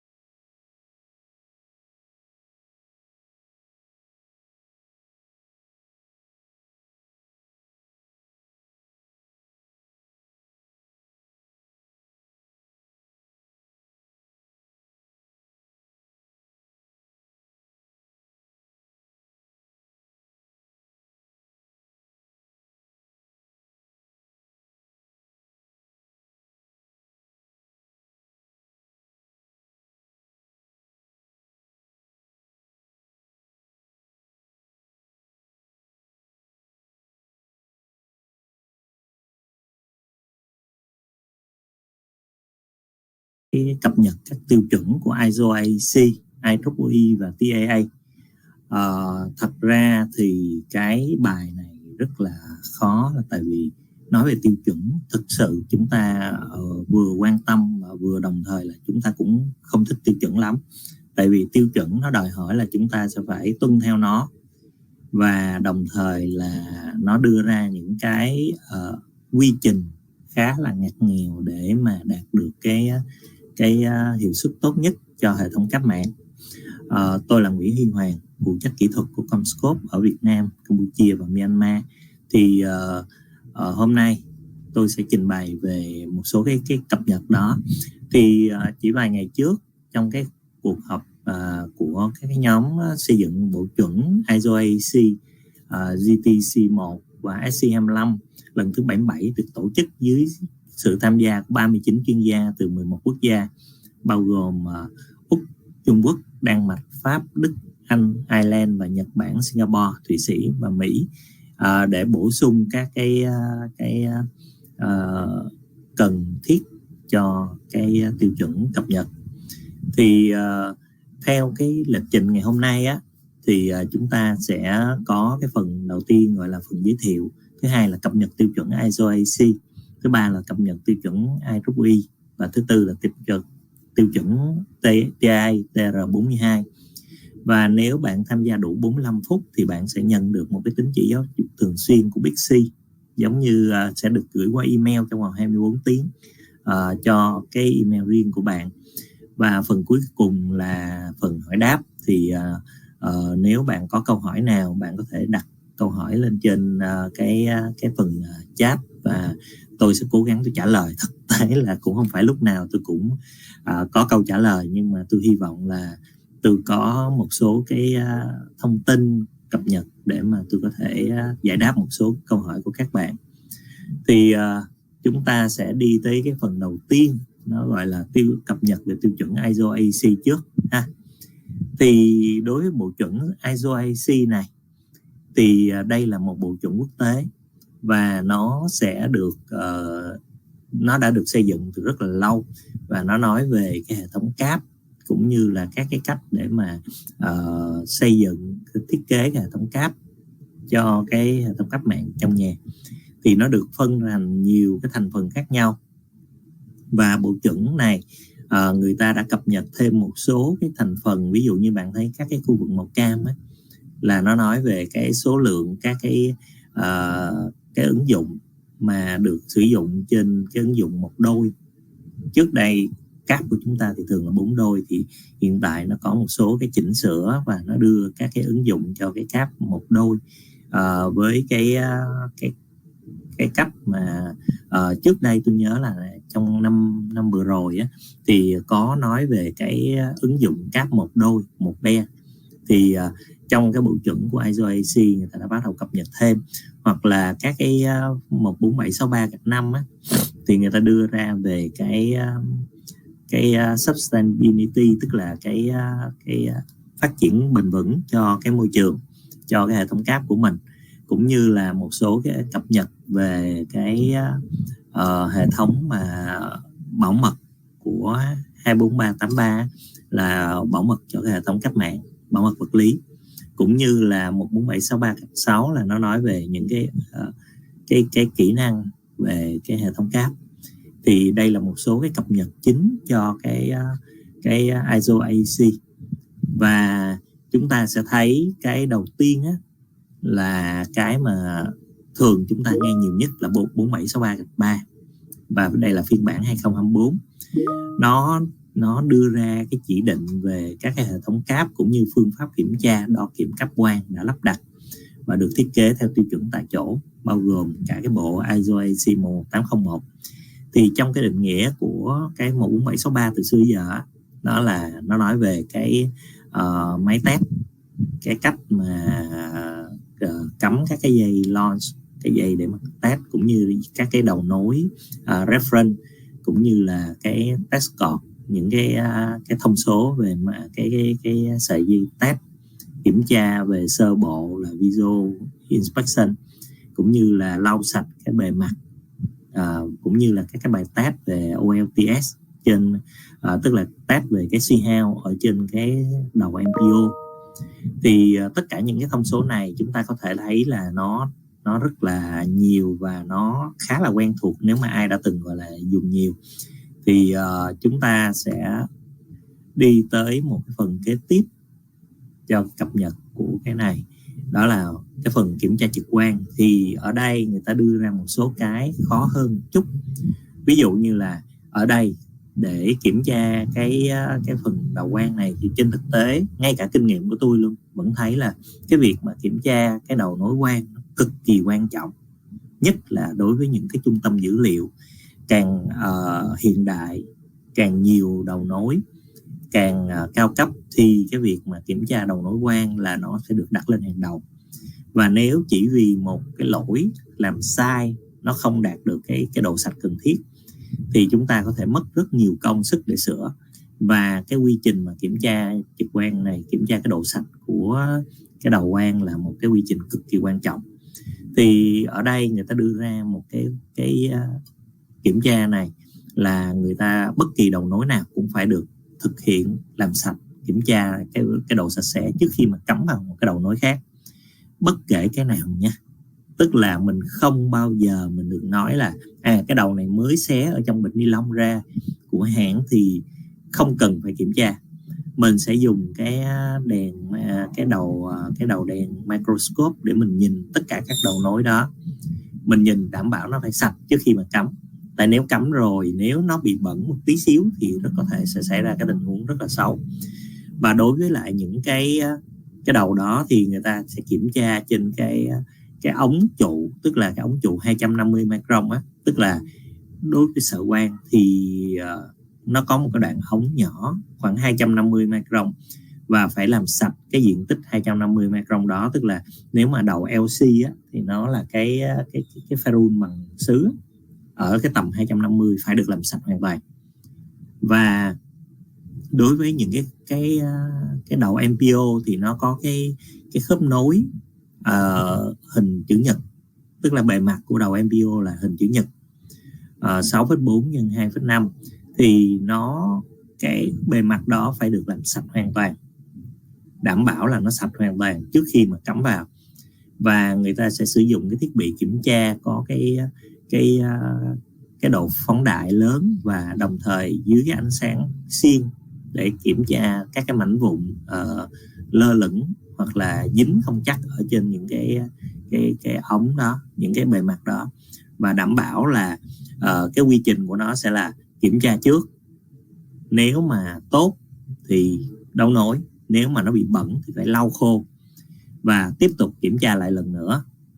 Sau đó là nếu mà sạch thì cắm vô, còn nếu mà không thì phải lau ướt, vòng lại quy trình, kiểm tra lần nữa và đảm bảo là chỉ cắm khi nào mà nó thật là sạch. Và các cái bước này là nó không loại trừ bất kỳ một loại đầu nào hết. Các bạn nhớ chính xác điều này nha. Tại sao? Rất nhiều tình huống mình giả định, tức là khi mình ra hiện trường mình nói là cái đầu này mới tinh, tại sao phải kiểm tra? Đó, nó mới xé trong bịch ni lông ra, tại sao phải kiểm tra? Cái đầu cắm của cái dây bách cọt mà được sử dụng từ máy test của Flux mới vừa mua về, vừa mới xé trong bịch ni lông ra, và có cần kiểm tra hay không? Thực tế là sẽ kiểm tra tất cả, người ta nói chữ tất cả chứ không phải là nói là chúng ta được quyền giả định cái gì hết đó. Và nếu theo kinh nghiệm của tôi thì việc kiểm tra của bạn lần đầu tiên này trước khi cắm thì nó sẽ giúp cho bạn giảm được khoảng chừng 50% rắc rối cho tương lai khi mà bạn đã cắm rồi. Và với một cái đầu quan mà nó bị bẩn thì bạn mất rất nhiều công để lau chùi. Bạn nhìn thấy nè, lau chùi, khô, kiểm tra lại lần nữa, nếu không được thì phải lau chùi ướt, và sau đó là nếu mà vẫn chưa được phải lau chùi ướt thêm một lần nữa và lau chùi khô lần nữa thì nó mới đảm bảo cái độ sạch của nó. Và để giảm được cái việc đó, đầu tiên bạn chưa cắm, bạn đã lau rồi thì sau này nó sẽ tránh được cái tình huống đó. Và đối với lại những cái đầu quan này thì cái đầu nối reference, tức là những cái đầu nối mà được sử dụng ở trong các cái sợi dây được đo kiểm á, nó phải được đảm bảo được cái giá trị suy hao của nó là thấp nhất. Tại vì như thế này, đối với lại một cái đầu quan á, thì khi mà nó được lắp, được cắm cái dây cáp quang vào, dán dính vào, sau đó mài sạch thì nó phải đảm bảo sạch. Nhưng mà cái độ suy hao của nó có một cái mức độ ngẫu nhiên. Như bạn nhìn thấy á, là nếu anh ghép hai cái đầu lại với nhau thì nó cho phép là suy hao từ 0 dB cho tới 0.75 dB. Đó, suy hao tối đa nếu ghép hai cái đầu quang với nhau. Nhưng mà nếu cái tình huống là 0 dB thì không sao, nhưng nếu nó để tình huống tới 0.75 dB á, thì lúc đó nó sẽ xuất hiện một cái độ sai số trên cái bài test của mình, do cái sợi dây mà này là sợi dây của máy test. Do đó sợi dây của máy test nó phải được sản xuất tốt hơn, và nó phải được đảm bảo là giữ kỹ hơn. Khi mà các kỹ thuật viên người ta xách cái máy test đi, người ta đo kiểm hàng ngày cho rất nhiều công trình, thì người ta phải giữ sợi dây đó rất là sạch để đảm bảo là cái suy hao của nó. Ví dụ như là bạn nhìn trên cái bảng ở dưới á, là đối với multimode thì suy hao cho cọng dây reference này nó sẽ là khoảng chừng tối đa là 0.1 dB, và single mode là 0.2 dB. Và nếu nó cao hơn cái đó thì cái bài test của mình sẽ không chính xác đó. Và nếu khi mà anh nộp cái kết quả kiểm tra cho hãng để đăng ký bảo hành 25 năm, bắt buộc anh phải nộp cái bản đo kiểm cái sợi dây này. Và với cái kết quả ví dụ multimode là dưới 0.1 hoặc là tối đa là 0.1, single mode là dưới 0.2, tối đa là 0.2 thì mới đạt được yêu cầu cho tất cả những cái bài test về sau. Thành ra là kỹ thuật viên nhà mình sẽ phải đổi cái cách làm, tức là những sợi dây này thứ nhất là đắt tiền, thứ hai là độ chính xác cao, phải đóng nắp, phải bảo vệ nó thật là kỹ. Và nhớ kỹ là sợi dây nào thì mình vẫn phải lau chùi, kiểm tra. Tức là hồi nãy cái bước trước là kiểm tra tất cả sợi dây, bao gồm cả sợi dây này nha, trước khi mà mình cắm vào bất kỳ cái thiết bị nào, cắm bất kỳ cái cặp đầu nối nào. Và đối với lại cái bộ chuẩn tiếp theo đó là IEEE SC86B, thì nó nói về cái thiết bị kết nối sợi quang và các cái thành phần bị động trong cái hệ thống quang. Thì ở đây chúng ta sẽ thấy là cái phương pháp tiếp cận theo dạng khối lắp đặt, tức là cái bộ chuẩn nó giống như là nó đưa ra các cái quy trình giống như là chơi Lego á, phải xếp chồng nó lên. Ví dụ mình có một cái giao diện quang học nè, mình có một cái giao diện cơ khí, và sau đó mình có một cái tiêu chuẩn về hiệu suất yêu cầu, sau đó là cái thông số kỹ thuật sản phẩm. Nếu mà khách hàng đưa ra một cái yêu cầu nào đặc biệt hơn thì mình sẽ phải đi tìm một cái tiêu chuẩn kỹ thuật nó phù hợp với lại cái yêu cầu của khách hàng. Và nếu mà ví dụ nếu mà giao diện quang học, cơ học với cơ khí mà nó hơi khác một chút. Ví dụ là tôi nói là tôi muốn cái đầu nối nó nhỏ hơn bình thường, thì để có thêm không gian trong cái chip hoặc là trong các cái thiết bị ODF của mình, thì người ta sẽ đưa ra các cái đầu nối nhỏ hơn. Thì CommScope thì luôn luôn đi đầu trong việc phát triển những cái tiêu chuẩn cũng như là các sản phẩm để đáp ứng cái yêu cầu của khách hàng cũng như là các cái hệ thống cần thiết. Ví dụ như trong hiện tại á, thì cái đầu nối mà nhỏ nhất, nó nhỏ bằng nửa cái đầu nối LC á, là cái đầu nối SN. Thì trong cái dòng sản phẩm của CommScope có đầy đủ tuân theo cái đúng tiêu chuẩn để mà đảm bảo là cái việc mà các cái yêu cầu về đặc điểm kỹ thuật cũng như là cái giao diện cơ khí cũng như là cái giao diện quang nó đều được công nhận, đều được đáp ứng theo cái yêu cầu của khách hàng.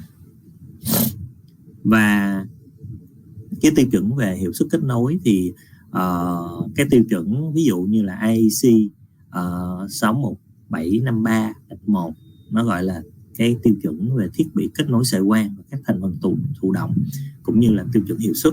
Thì CommScope có một cái tài liệu công cụ tính toán hiệu suất sợi quang và suy hao kết nối trực tuyến trên trang web của CommScope. Bạn có thể vào cái trang resource của CommScope và tới cái phần calculator thì nó có đầy đủ các cái công cụ để tính cái hiệu suất sợi quang cũng như là cái suy hao trên đường truyền theo lý thuyết. Và đối với CommScope thì cái việc giúp cái thiết lập các cái tiêu chuẩn cho hiệu suất rất là được quan tâm. Và đối với CommScope thì cái CommScope là người biên soạn cái tài liệu hướng dẫn về tiêu chuẩn hiệu suất IEEE 61753-1. Và đối với lại cái hiệu suất này thì thực tế là cái yêu cầu của CommScope nó cao hơn của tiêu chuẩn. Các bạn nếu bạn nào có kinh nghiệm với lại máy test flux á, thì nếu bạn set up cái máy test mà nó test theo cái tiêu chuẩn của ultra low loss, tức là suy hao cực thấp của CommScope, thì bạn thấy là cái việc mà đo kiểm để mà bắt được cái ultra low loss đó nó cao hơn rất nhiều so với lại tiêu chuẩn bình thường. Và nó đảm bảo là cái thiết bị đấu nối cũng như là các cái hệ thống đấu nối phía bên trong sẽ đạt được cái hiệu suất cao nhất sau khi mà lắp đặt. Và CommScope sẽ bảo hành 25 năm dựa trên cái bảng đo test đó. Và cái đo test sau cùng nó phải nằm thấp hơn cái yêu cầu về ultra low loss, cái hiệu suất ultra low loss của CommScope đưa ra thì CommScope mới bảo hành, hoặc là tối đa có thể là bằng thôi, chứ còn không thể nào cao hơn. Nếu mà suy hao cao hơn thì coi như là thua ha. Thì cái này là một số cái mà người ta đưa ra trong cái bộ tiêu chuẩn. Thì đối với lại cái danh mục vận hành của IEEE 61753 thì ở đây mình có một cái thứ khác, đó là cái môi trường. Thì môi trường nó rất là quan trọng, tại vì nó chính là cái nơi mà có thể là gây ra các cái ảnh hưởng về mặt cơ học cũng như là hóa học cho các cái đầu nối, hoặc là nhiễu EMC đối với lại cấp đồng. Và ở đây chúng ta có thể thấy cái môi trường của chúng ta nó sẽ có nhiều loại nha. Trong nhà, ngoài trời, giống như ở đây mình nhìn thấy, nó có được treo trên không hay không, cọng cáp á, nó có treo trên không hay không, nó gọi là aerial. Nó có ở dưới lòng đất hay không, nó ở bất kỳ cái môi trường nào người ta cũng phải định nghĩa. Ví dụ như là loại C là dành cho cái cáp trong nhà, cái cáp điều khiển ở trong nhà. Loại A dành cho cái cáp treo trên không, và nó có công số kỹ thuật khác nhau. Tại vì đối với cái cáp mà treo trên không, nó có thể bị đóng băng, nó có thể bị gió, bị mưa, bị các cái điều kiện môi trường khác ảnh hưởng. Đối với lại loại S là nó dành cho cái cáp ngầm để đi ở dưới đáy biển. Và thật sự thì các cái đầu nối cáp quang trong các môi trường khác nhau nó cũng khác nhau luôn. Và đối với lại các cái điều kiện thông thường thì ngoài ra nó có một cái điều kiện gọi là danh mục E là extreme, tức là cái loại này nó không có giống bất kỳ loại nào hết. ví dụ như người ta sử dụng trong các nhà máy nó có cái đầu nối cáp quang, trong nhà máy có cái điều kiện phóng xạ cao thì người ta sẽ sử dụng loại E. Đây là một số cái mà danh mục vận hành, dịch vụ vận hành của cái chuẩn ISO AEC 61753-1. Đối với lại danh mục các cái hệ thống vận hành đó thì người ta cho thấy là cái việc mà bảo vệ cho trong cái điều kiện môi trường á, nó được quan tâm rất là nhiều. Ví dụ như nhiệt độ thay đổi, hay là cái sự ngưng tụ hay đóng băng của cái dây cáp quang ở trên trời. Và đối với lại những nhà sản xuất thì người ta sẽ xây dựng cái đầu nối theo kiểu riêng, cũng như cái vỏ của nó để bảo vệ cái đầu nối, cũng như là các cái sợi cáp quang. Và khi mà người ta đưa ra những cái mức độ bảo vệ đó, người ta sẽ đưa nó thành các cái xếp hạng IP. Ví dụ như là đối với lại xếp hạng ngoài trời, người ta xếp hạng IP67. Mình nghe IP quen không? Điện thoại cũng có cái IP, và cái hệ thống cáp cũng vậy, nó có cái IP đó. Thì đối với lại cái việc kiểm tra trực quan á, thì chúng ta sẽ thấy là cái việc kiểm tra trực quan nó khá là quan trọng.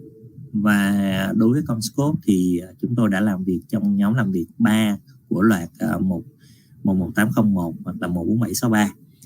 Thì CommScope dẫn đầu trong việc sửa đổi những cái ISO AEC 61300-335 ở D3.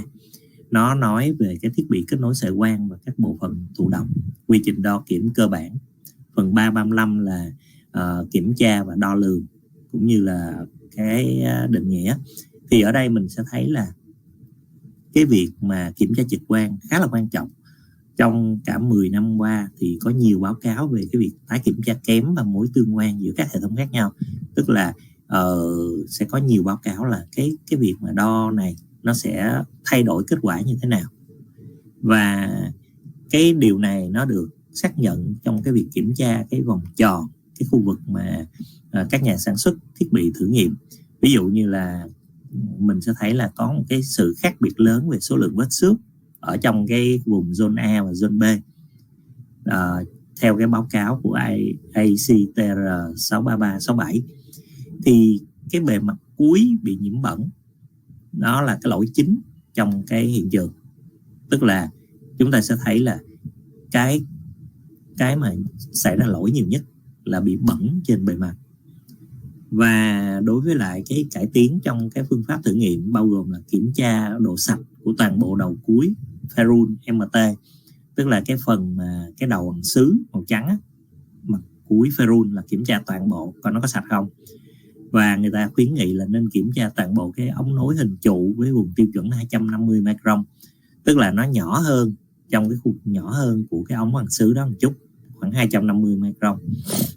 Và người ta đưa ra cái quy trình làm sạch được xác định trong tiêu chuẩn, và yêu cầu phải có bề mặt sạch trước khi kiểm tra vết xước và khuyết tật. Tức là anh kiểm tra, anh thấy nó sạch rồi, anh mới bắt đầu nhìn xem nó có cái vết xước hay là cái khuyết tật gì đó trên bề mặt hay không. Và các đầu nối thì không bao giờ bị từ chối chỉ dựa vào kiểm tra trực quan, tức là nhìn thấy thì không thể nào từ chối cái đầu đó. Ví dụ nó có thể xước nhưng mà chúng ta vẫn không từ chối. Chúng ta chỉ kiểm tra trực quan không thành công thì sẽ đưa qua kiểm tra hiệu suất quang học, tức là cắm dây vô đo kiểm. Tức là khi mà mình nhìn lau chùi rất lâu, rất sạch rồi, bề mặt nó vẫn còn xước, thì mình vẫn có thể sử dụng được nếu mình đo cái hiệu suất quang học bằng máy OLVS và vẫn đạt. Và đối với lại cái việc kiểm tra trực quan này thì trên thực tế tôi thấy là nó chiếm một cái tỷ trọng rất là cao khi mà chúng ta kiểm tra ngoài hiện trường, để giúp cho cái việc mà sửa lỗi cũng như là giảm các cái lỗi trong cái hệ thống cáp quang rất là nhiều, và giảm cái thời gian thi công của anh em xuống rất là cao, chỉ bằng một cách là nhìn nó thôi, nhìn lên trên cái đầu quang kiểm tra nó có bẩn hay không. Nếu bẩn thì lau khô không được, lau ướt. Nếu mà ai lau ướt vẫn không được thì lời khuyên là tôi không thể nói ở trên đây được, nhưng mà lời khuyên là nếu bạn lau ướt mà vẫn còn bẩn, không thể lau được, thì bạn có thể điện thoại cho tôi và gửi mail cho tôi sẽ hướng dẫn một cái quy trình tôi đều vẫn sử dụng theo kiểu Việt Nam, tức là nằm ngoài tiêu chuẩn này nhưng mà khá là hiệu quả, thành ra là cái đó là tôi nói thêm thôi ha. Thì đối với lại cái cập nhật của tiêu chuẩn IEEE á, thì chúng ta sẽ thấy là cái con đường phát triển Internet của mình nó sẽ được phát triển theo cái tốc độ đường truyền. Tức là mình mới thấy là ở đây ví dụ như là cái tốc độ Internet mới nhất mà mình đưa ra là 800 và 1.6, 800 GB và 1.6 T, tức là 1.600 GB, tốc độ rất là cao. Và đối với lại cái việc mà phát triển đó thì người ta sẽ phát triển dựa trên số đôi, số làn đường. Thì đối với lại cái ứng dụng mà 800 GB á, thì mình thấy là nó có các cái cách để mà hiện diện. Ví dụ như là đối với lại 800 GB thông thường thì mình sẽ thấy nó có 8 làn 100 GB được xuất bản trong cái bộ chuẩn IEEE 802.3 DF xuất bản 2024. Và 800 GB với lại 1.6 T với cái làn đường là 200 GB một làn á, tức là mỗi một cái cặp cáp nó sẽ phát truyền tốc độ 200 GB. Thì nó là một phần của dự án IEEE 802.3 DJ đang diễn ra. Tức là lúc đó người ta sẽ dựa trên cái số cặp các đôi cáp quang để người ta định nghĩa cái tốc độ của nó. Và như bạn cũng thấy ở trên đây, ví dụ như là cái mô hình của nó đưa ra là 800G DR8 này, thì 800G là cái tốc độ truyền nhận. Chữ D tức là cái khung mà các thiết bị chuẩn, ví dụ như là khoảng cách bao nhiêu, rồi thiết bị gì, single mode hay multi mode thì nó định nghĩa trên D. Và chữ R là cái việc mã hóa của nó theo kiểu gì. Và số 8 là 8 làn đường. 8 làn đường tức là 8 đôi á. 8 đôi tức là 16 sợi, 16 co qua cùng một lúc truyền trên cái tốc độ đó. Thì ở đây mình có thể thấy là 802.3 DF 2024 á, nó được phát hành vào đầu năm nay, năm 2024. Và nó mở rộng cái làn đường lên thành 100 GB, từ 4 lên 8 làn. Và ở đây mình sẽ thấy là cái bộ thu phát 400 GB có 4 làn đường lên tới 800 GB với 8 làn đường, sử dụng cái đầu nối MPO 16 mới. Và do đó cái cáp mà single mode á, nó sẽ bao gồm là 400 GB DR4.2. Số 2 là biểu thị cái ứng dụng cáp quang chế độ single mode song song đó. Và nó có phạm vi tiếp cận là 2 cây số. Thông thường thì DR chỉ là 500m, nhưng mà cái này nó lên tới 2 cây số. Và như chúng tôi cũng nhìn thấy thì có nhiều người quan tâm tới cái cáp quang single mode song song này. Thì để tiếp cận lâu hơn, chúng tôi cũng có 800 GB DR8. 8 là 8 làn đường, 8 cặp sợi, tổng số là 16 cái co. Và bộ thu phát có giao diện là MPO 16 luôn. Một số khách hàng sử dụng 2 giao diện MPO 8 hoặc MPO 12 thay cho 16. Tức là không phải lúc nào người ta cũng bắt buộc phải sử dụng MPO 16.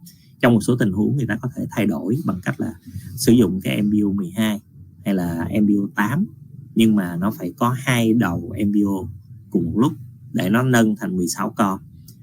Và cái bộ thu phát là 2 x 400 GB.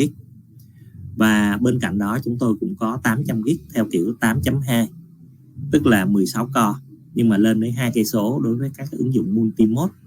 Chúng tôi có 800 GB VR8 đó. Thì VR là một cái ứng dụng multi mode mới, trong phạm vi tiếp cận của nó là 50m thôi. Và OM4 với lại OM5 nó sử dụng sợi quang multi mode OM4 OM5. Cái này nó được giới thiệu lần đầu tiên trong tiêu chuẩn IEEE 802.3 DB và rất hữu ích khi mà mình có các kết nối giữa các ODS khác nhau nhưng mà nằm trong cùng một hàng tủ. Thì cái này là hoàn hảo cho các cái trung tâm dữ liệu dạng AI, tức là người ta phát triển cái AI theo từng hàng một, mỗi một hàng là nó có 10 tủ. Và kết nối giữa các tủ đó nó chỉ trong khoảng 50 mét thôi, nó không xa hơn. Và khi đó sẽ sử dụng cái dạng VR này, thứ nhất là giá cả của nó tốt hơn, kinh tế hơn, và thứ hai khoảng cách là nó vừa đủ với lại các cái cụm AI giống như là tôi đã giới thiệu. Thì do đó là VR8 được cung cấp rất nhiều cho các trung tâm dữ liệu dạng AI sử dụng trên cáp OM4 hoặc OM5. Và sau đó chúng ta cũng có cái cáp 800GB SR8. Thì ứng dụng nó cho phép sử dụng cái cáp multimode trên 100M. Và hiện nay VR8, SR8 bao gồm các tùy chọn cho cả giao diện thu phát là UVC và ABC. Tức là người ta có thể sử dụng cả hai cái ứng dụng này tùy theo cái module thu phát là dạng UVC, tức là mặt cắt ngang, hoặc là ABC mặt cắt nghiêng 8 độ. Thì đầu nối ABC nó đã được trước đây thì nó được dùng rất nhiều cho cáp single mode, nhưng mà hiện tại thì multimode cũng đã bắt đầu phát triển, và các giao diện ABC sẽ được phát triển trong thời gian tới trên cáp multimode, và nó sẽ hoàn hảo cho cái việc mà sử dụng những cái tốc độ cao đòi hỏi là xuyên hao thấp, cũng như là các cái nhiễu phản hồi nó sẽ thấp hơn trên ABC. Và đối với lại cái chuẩn IEEE 802.3 DJ á, thì sẽ được phát hành vào năm 2026 với cái ứng dụng trên một làn đường á, 200GB. Hồi nãy cái làn đường cũ là 100GB nha, ứng dụng này là 200GB. Và nó sẽ bao gồm các ứng dụng single mode 800G, 800GB DR4.2, lại là single mode song song 2 cây số. Chúng ta có 800GB FR4.2 đối với các ứng dụng là WDM duplex thường là 2 cây số. Và chúng tôi có nhận thấy cái sự quan tâm tới cái sự ứng dụng duplex 500M.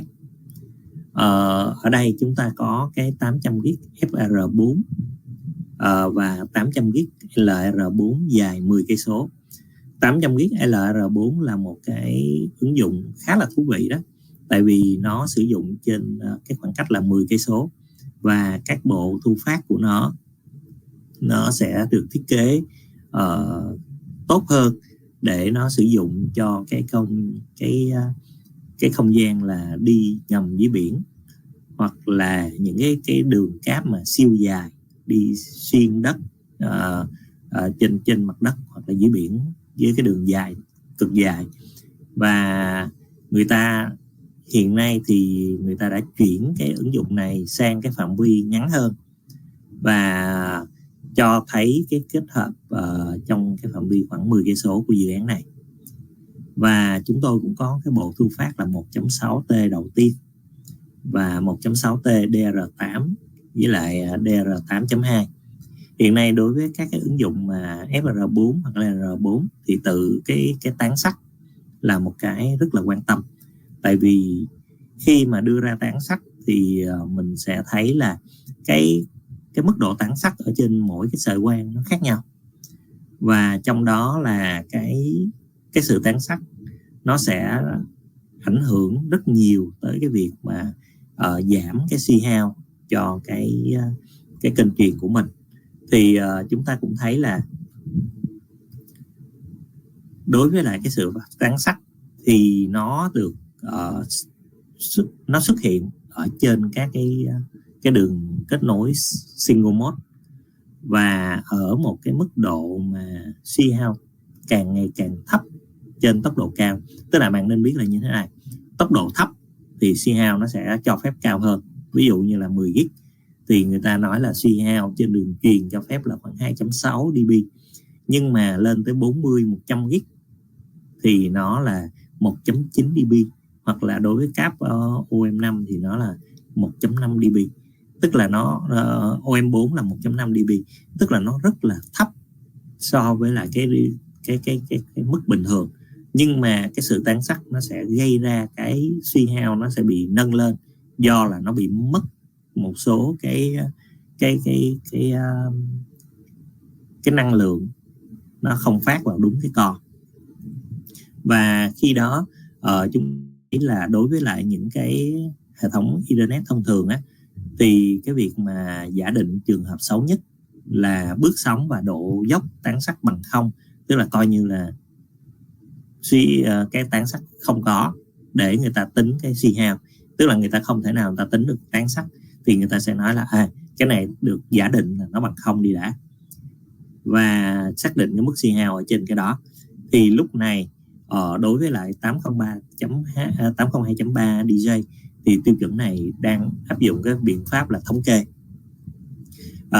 IEEE sẽ công bố cái số liệu thống kê về độ tán sắc quang theo tiêu chuẩn G652 được cập nhật, và dựa trên cái thống kê đó người ta sẽ đưa ra được cái yêu cầu khi mà xây dựng những cái bộ chuẩn mới, ví dụ như là cho cái làn đường 200 GB thì nó đòi hỏi là cái suy hao nó phải thấp hơn, và cái yêu cầu về tán sắc nó cũng sẽ cao hơn.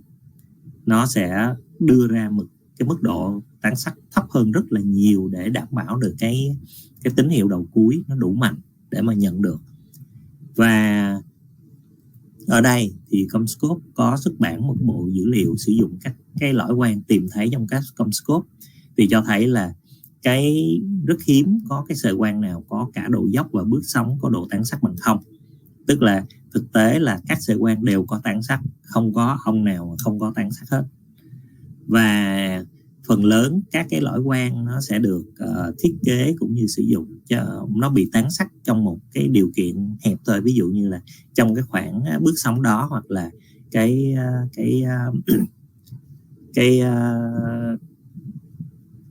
mức tán sắc ở trong cái vùng mà cái bước sóng nhỏ nào thôi. Và cái sự thống kê về cái độ tán sắc nó rất là ổn định trong vòng cả một thập kỷ, tức là người ta thống kê trong cả thập kỷ là thấy là cái tán sắc nó không thay đổi nhiều. Và thống kê của bộ dữ liệu CommScope cho thấy cái độ tán sắc ít hơn trong cái bộ dữ liệu của IEEE. Thì đó là một số cái người ta nói về cái mức độ tán sắc trong cái đường truyền single mode. Và đối với lại cái ứng dụng mà 200 GB VCSEL và cấp quang multimode thì sao? Thì các ứng dụng multimode không có trong cái IEEE 802.3 DJ. Và một cái dự án mới sẽ sớm được ra mắt, có thể là đầu năm 2025, sẽ giải quyết các ứng dụng 800 GB VR4 và 1.6T VR8. Đây là cái chế độ multimode MPO với làn đường 200 GB và phạm vi 50m như hồi nãy tôi nói đó. VR là sử dụng trong các cái trung tâm dữ liệu dạng AI, tức là độ dài của nó chỉ từ đầu dãy này tới cái đầu kia của cái dãy thôi, tức là trong tầm 50m thôi, không có đi xa hơn. Và nó rất là phù hợp các trung tâm ứng dụng AI. Các làn đường 200 GB với cấp quang multimode sẽ bị trễ so với cái ứng dụng cấp quang single mode, tức là nó có cái độ trễ. Nhưng mà chúng ta thấy rằng điều đó nó xảy ra với nhiều thế hệ, phải mất nhiều thời gian hơn để các tiêu chuẩn multimode hình thành, tức là nó luôn đi chậm hơn single mode một chút. Nhưng cuối cùng với sự kết hợp của cái đầu phát là VCSEL và cái sợi quang multimode, nó cho phép chúng ta có một cái chi phí thấp hơn so với single mode, và công suất cũng thấp hơn so với single mode, tức là chi phí thấp, công suất thấp và sử dụng ở cái khoảng cách nó nhỏ hơn. Với các cái single mode, ứng dụng single mode thì chúng ta có các cái đèn laser rất là đắt tiền, vì vậy để dễ dàng đạt được tốc độ cao hơn thì multimode sẽ bắt kịp và sẽ hoạt động tốt hơn, cũng như công suất và chi phí so với single mode. Tức là trên thực tế là người ta sẽ phát triển multimode nhiều hơn một chút để giảm chi phí, cũng như là không cần cái khoảng cách quá xa như là single mode, thì sau cùng nó sẽ bắt kịp nhau thôi.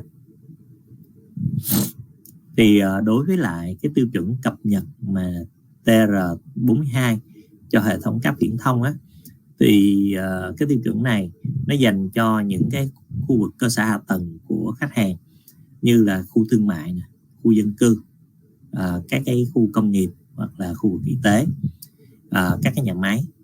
Thì chúng ta sẽ thấy là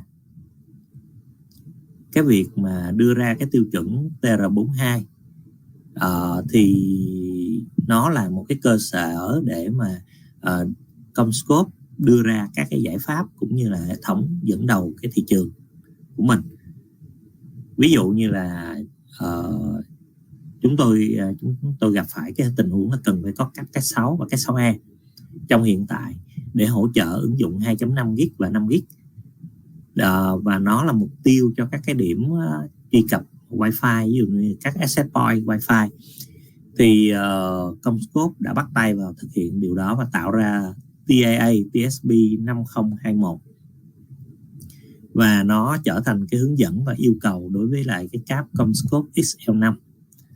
Thì cáp CommScope XL5 nó là cái giải pháp hỗ trợ hoàn chỉnh cho cái ứng dụng là 2.5 và 5 GB, và nó đáng tin cậy hơn mình sử dụng cái cáp Cat6. Tất nhiên đối với cái 6A thì nó không thể vượt qua được, tại vì cái 6A hỗ trợ lên tới 10 GB, nhưng mà đối với 2.5 với 5 GB thì nó sẽ tốt hơn cáp Cat6, nó đáng tin cậy hơn. Và cái cáp XL5 này nó được thiết kế để đảm bảo là nó vượt các cái yêu cầu của tiêu chuẩn, và mình sẽ thấy là đối với lại CommScope thì cái việc mà đưa ra những cái dòng sản phẩm mới luôn luôn là cái đầu tiên. Ở đây ví dụ mình có thấy là cái cáp kế tiếp là cái cáp ở đây chúng ta sẽ thấy cáp Mino 6 hoặc là Mino 6A được đưa ra thị trường sau khi giới thiệu cái dây 28 AWG trong phụ lục G của NCTA 568.2D.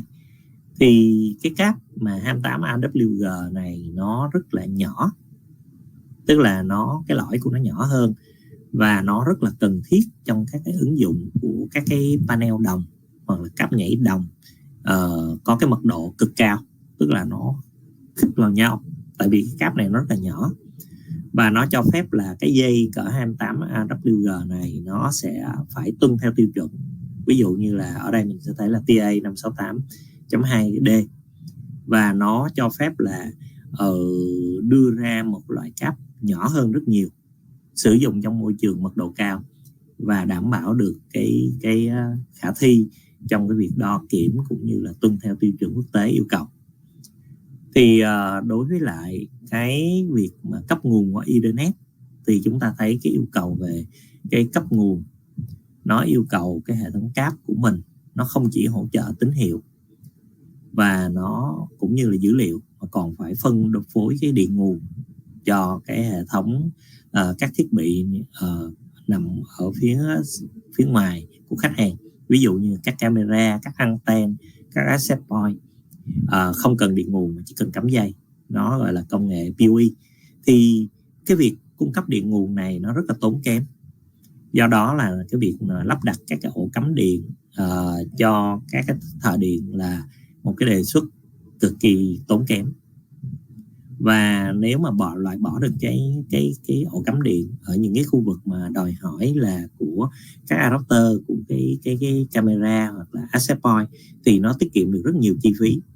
Và khi đó CommScope đưa ra các cái loại cáp, các cái ứng dụng PoE thông qua cái cáp. Ví dụ như là bạn sẽ thấy là trong năm nay CommScope đưa ra cái giải pháp VN-Cập cho phép là cung cấp lên tới 90W trên một khoảng cách xa hơn bình thường, ví dụ như 200m, cho cái thiết bị đòi hỏi là tốc độ thấp thôi, ví dụ như là camera vân dãy vừa phải, hoặc là các access point có cái tốc độ truyền vừa phải, thì nó sẽ được cấp nguồn thông qua cái giải pháp VN-Cập của CommScope.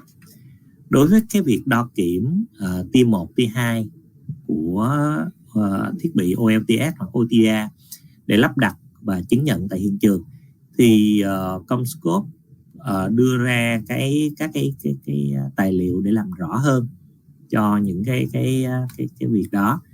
Và những cái định nghĩa này nó sẽ đưa ra cái cách mà người ta đo như thế nào, đưa ra các cấp độ thử nghiệm khác nhau, và cho phép là chúng ta sẽ phát triển thêm trong cái tiêu chuẩn TR42. Và đối với lại CommScope thì việc tuân thủ dẫn đầu trong việc cái phát triển các cái đầu nối LC Duplex để phù hợp các cái ứng dụng LC Dual Duplex QSFP DD được nghiên cứu và được đưa ra rất là kỹ lưỡng. Ví dụ như là kích thước hay chiều cao của đầu nối, rồi bổ sung cái sơ đồ nối dây từ 16 fiber MPO xuống 12 fiber MPO để hỗ trợ các cái ứng dụng 400 GB SR8. Cái việc tiêu chuẩn hóa cái phân cực U2, cái phương pháp phân cực U2 là method VN của CommScope. Việc phát triển các cái phương pháp xác định và phân cực thành phần của VSFF, ví dụ như đầu cực nhỏ SN MDC, bao gồm đầu nối, cả adapter và dây nhảy để hỗ trợ các ứng dụng cao hơn về yêu cầu và phát triển mật độ cao. Đây là những cái việc mà CommScope đã đưa ra để mà tuân theo tiêu chuẩn, tức là tiêu chuẩn đưa ra và CommScope đã đi theo để mà xác nhận cái ứng dụng của mình đạt được cái hiệu suất tốt nhất. Ngoài ra đối với lại TR42 thì đưa ra các cái bổ sung các ký hiệu phân cực để đảm bảo hỗ trợ các thiết kế ứng dụng mới, ứng dụng nâng cao đảm bảo cái đường truyền thích hợp. Thì tôi sẽ giới thiệu một số ở đằng sau. Ví dụ như là cái bộ chuẩn NCTA 942C hỗ trợ AI. Thì cái này nè, đối với lại cái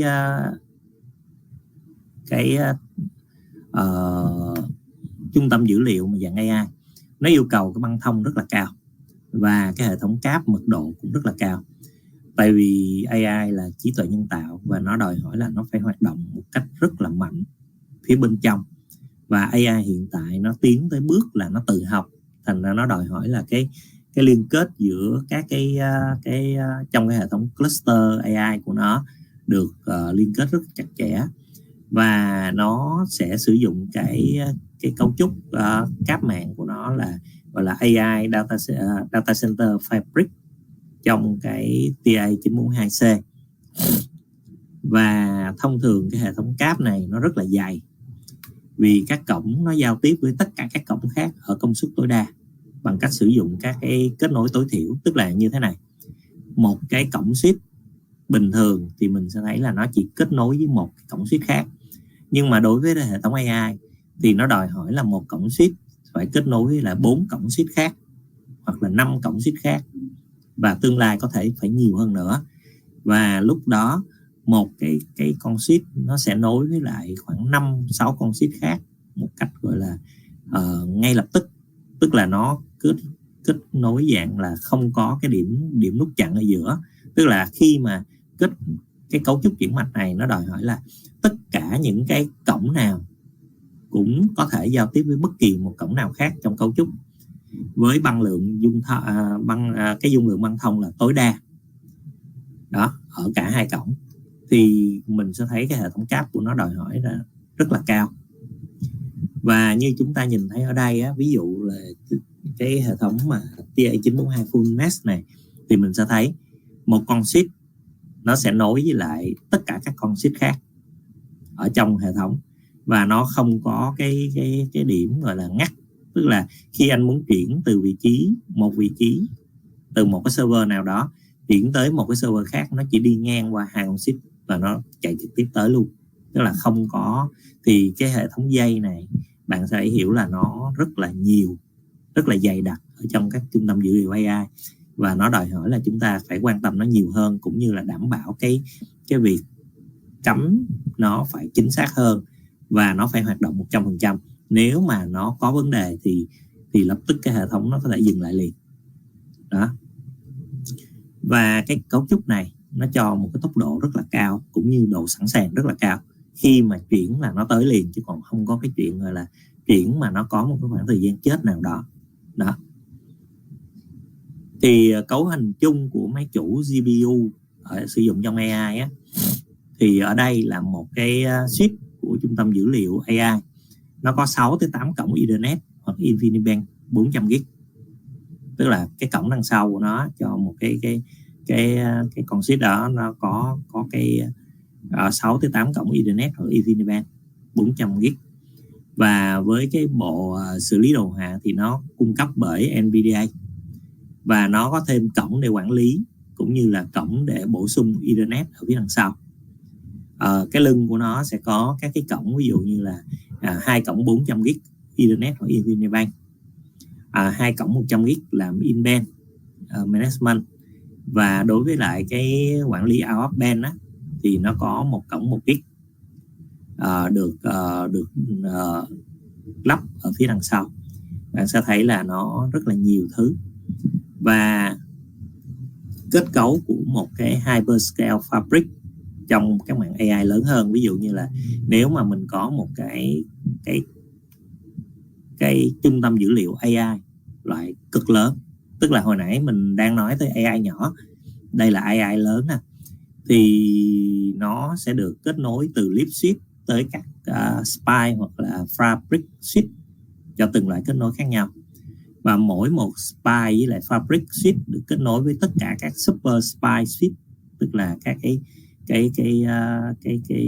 dạng core switch mà cao cấp, cao hơn nữa, các siêu core switch. Và Leaf với lại spine switch nó có nửa số cổng nâng lên một cấp, tức là từ Leaf nó sẽ có một nửa số cổng kết nối tới spine và một nửa số cổng kết nối xuống server. Và cái mạng có thể phát triển lớn hơn bằng cách chuyển các cái thiết bị chuyển mạch, tức là các con switch có số lượng cổng, triển khai các cái switch mà có cái số lượng cổng trên spine hoặc là super spine cao hơn. Tức là mình chỉ cần là phát triển cái spine hoặc là super spine có số cổng nhiều hơn là coi như nó có thể tăng cái số lượng triển khai của cái hệ thống. Thì đối với lại 4 mạng fabric có 64 cổng spine hoặc super spine, nó có thể có 8.192 cổng máy chủ, cái bọt cho máy chủ, tức là nó sẽ cung cấp tới khoảng 1.024 máy chủ trong cái hệ thống đó.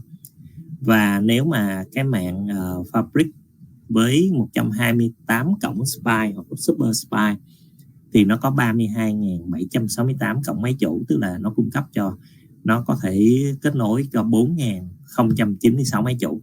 Như bạn cũng biết là một cái máy chủ nó có nhiều cổng để kết nối tới cái hệ thống, thành ra khi đó là 32.000, nhưng mà trên thực tế nó chỉ cung cấp cho tới khoảng 4.096 máy chủ thôi. Nhưng mà đây cũng là một số lượng rất là lớn rồi. Và trên thực tế nếu mà bạn nhìn vào trung tâm AI á, thì cái việc mà phát triển của nó đòi hỏi là cái chi phí nó rất là lớn, và với số lượng mà 1.024 máy chủ thì trên thực tế là thế giới cũng không có nhiều lắm. Và 4.000 máy thì chỉ có những cái hệ thống AI cực lớn dành cho những cái tập đoàn rất là lớn nổi tiếng trên thế giới mới có thôi, chứ còn cỡ nhỏ nhỏ thì chắc là không nhìn thấy được nó đâu. Đối với lại cái hệ thống mà cái đầu nối duplex thì bạn cũng thấy là nó được sử dụng rất là lâu, nhưng mà hiện tại người ta đã phát triển cho cái ứng dụng cho QSFP DD MSA. Thì TA đã chỉ định các cái kích thước bổ sung cho đầu nối LC duplex trong cái tài liệu là NCTA 604/10. Thì nó đảm bảo là cái việc mà lắp đặt cái bộ thu phát QSFP DD này, nó với cái dây nhảy LC nó sẽ không gây nhiễu cho bộ thu phát đầu nối liền kề. Tức là nếu mà anh lắp bình thường thì sẽ không có đảm bảo được cái việc nhiễu, cũng như là ảnh hưởng tới các cái bộ kế bên trong cái đầu LC. Thành ra như bạn thấy là cái đầu LC hiện tại nó sẽ bẻ cái khóa qua hai bên, và cái đầu nối của LC của CommScope đã tuân thủ cái hệ thống thông số kỹ thuật này. Nếu mà các nhà cung cấp khác mà đưa ra đầu nối nó không đảm bảo được cái thông số kỹ thuật, sẽ cần phải thực hiện các thay đổi cần thiết, nếu không nó sẽ gặp vấn đề khi mà mình đưa ra cái bộ chuẩn cái thông số. Và ở đây đối với lại cái kết nối MPO 16 fiber, nó được xác định trong cái bộ chuẩn NCTA 604/18. Nó mở đường cho kết nối 400GB SR8, và cái dây đưa ra của nó là MPO 16/12. Nó có hai cái dạng là Type A và Type B. Nó đưa ra hai cái bộ thu phát khác nhau, 400GB SR8 đến M12. và 400 GB SR4 tới 2 nhân 200 GB SR4 và 400 GB SR8 tới 8 nhân 50 GB SR. Thì ở đây mình sẽ thấy nó có hai type A, type B.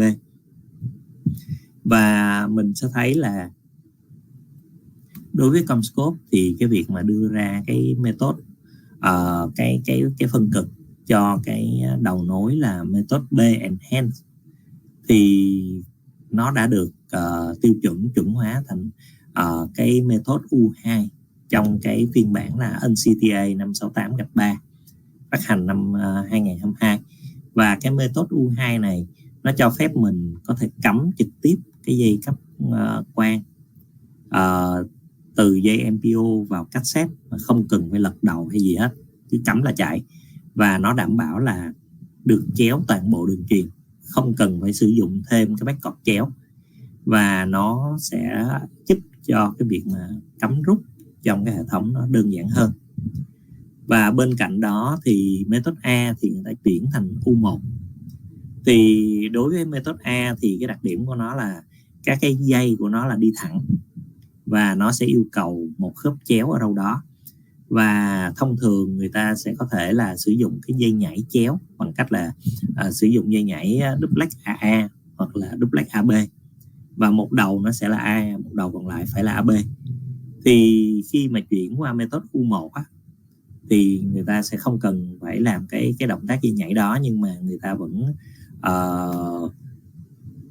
khi mà anh chuyển từ method A sang method U1 thì gần như là phải thay thế toàn bộ hệ thống, tức là từ cassette cho tới dây cho tới tất cả mọi thứ.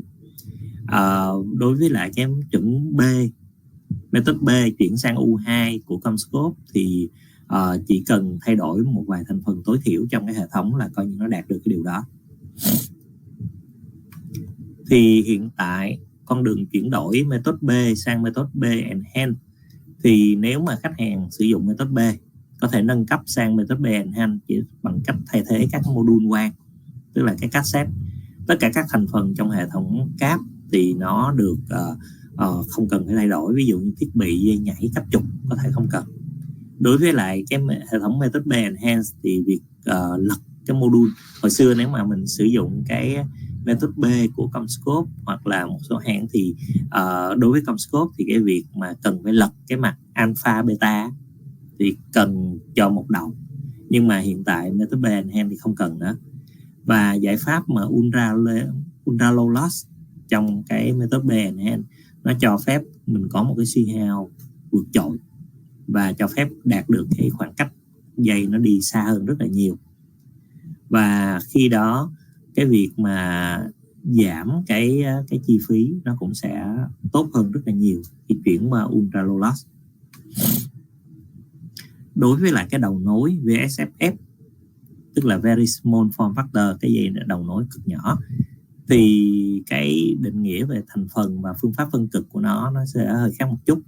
Các cái ứng dụng tốc độ cao và được điều khiển bởi các trung tâm dữ liệu AI, cái yêu cầu của AI nó đang thúc đẩy rất là nhiều giải pháp mật độ cực cao.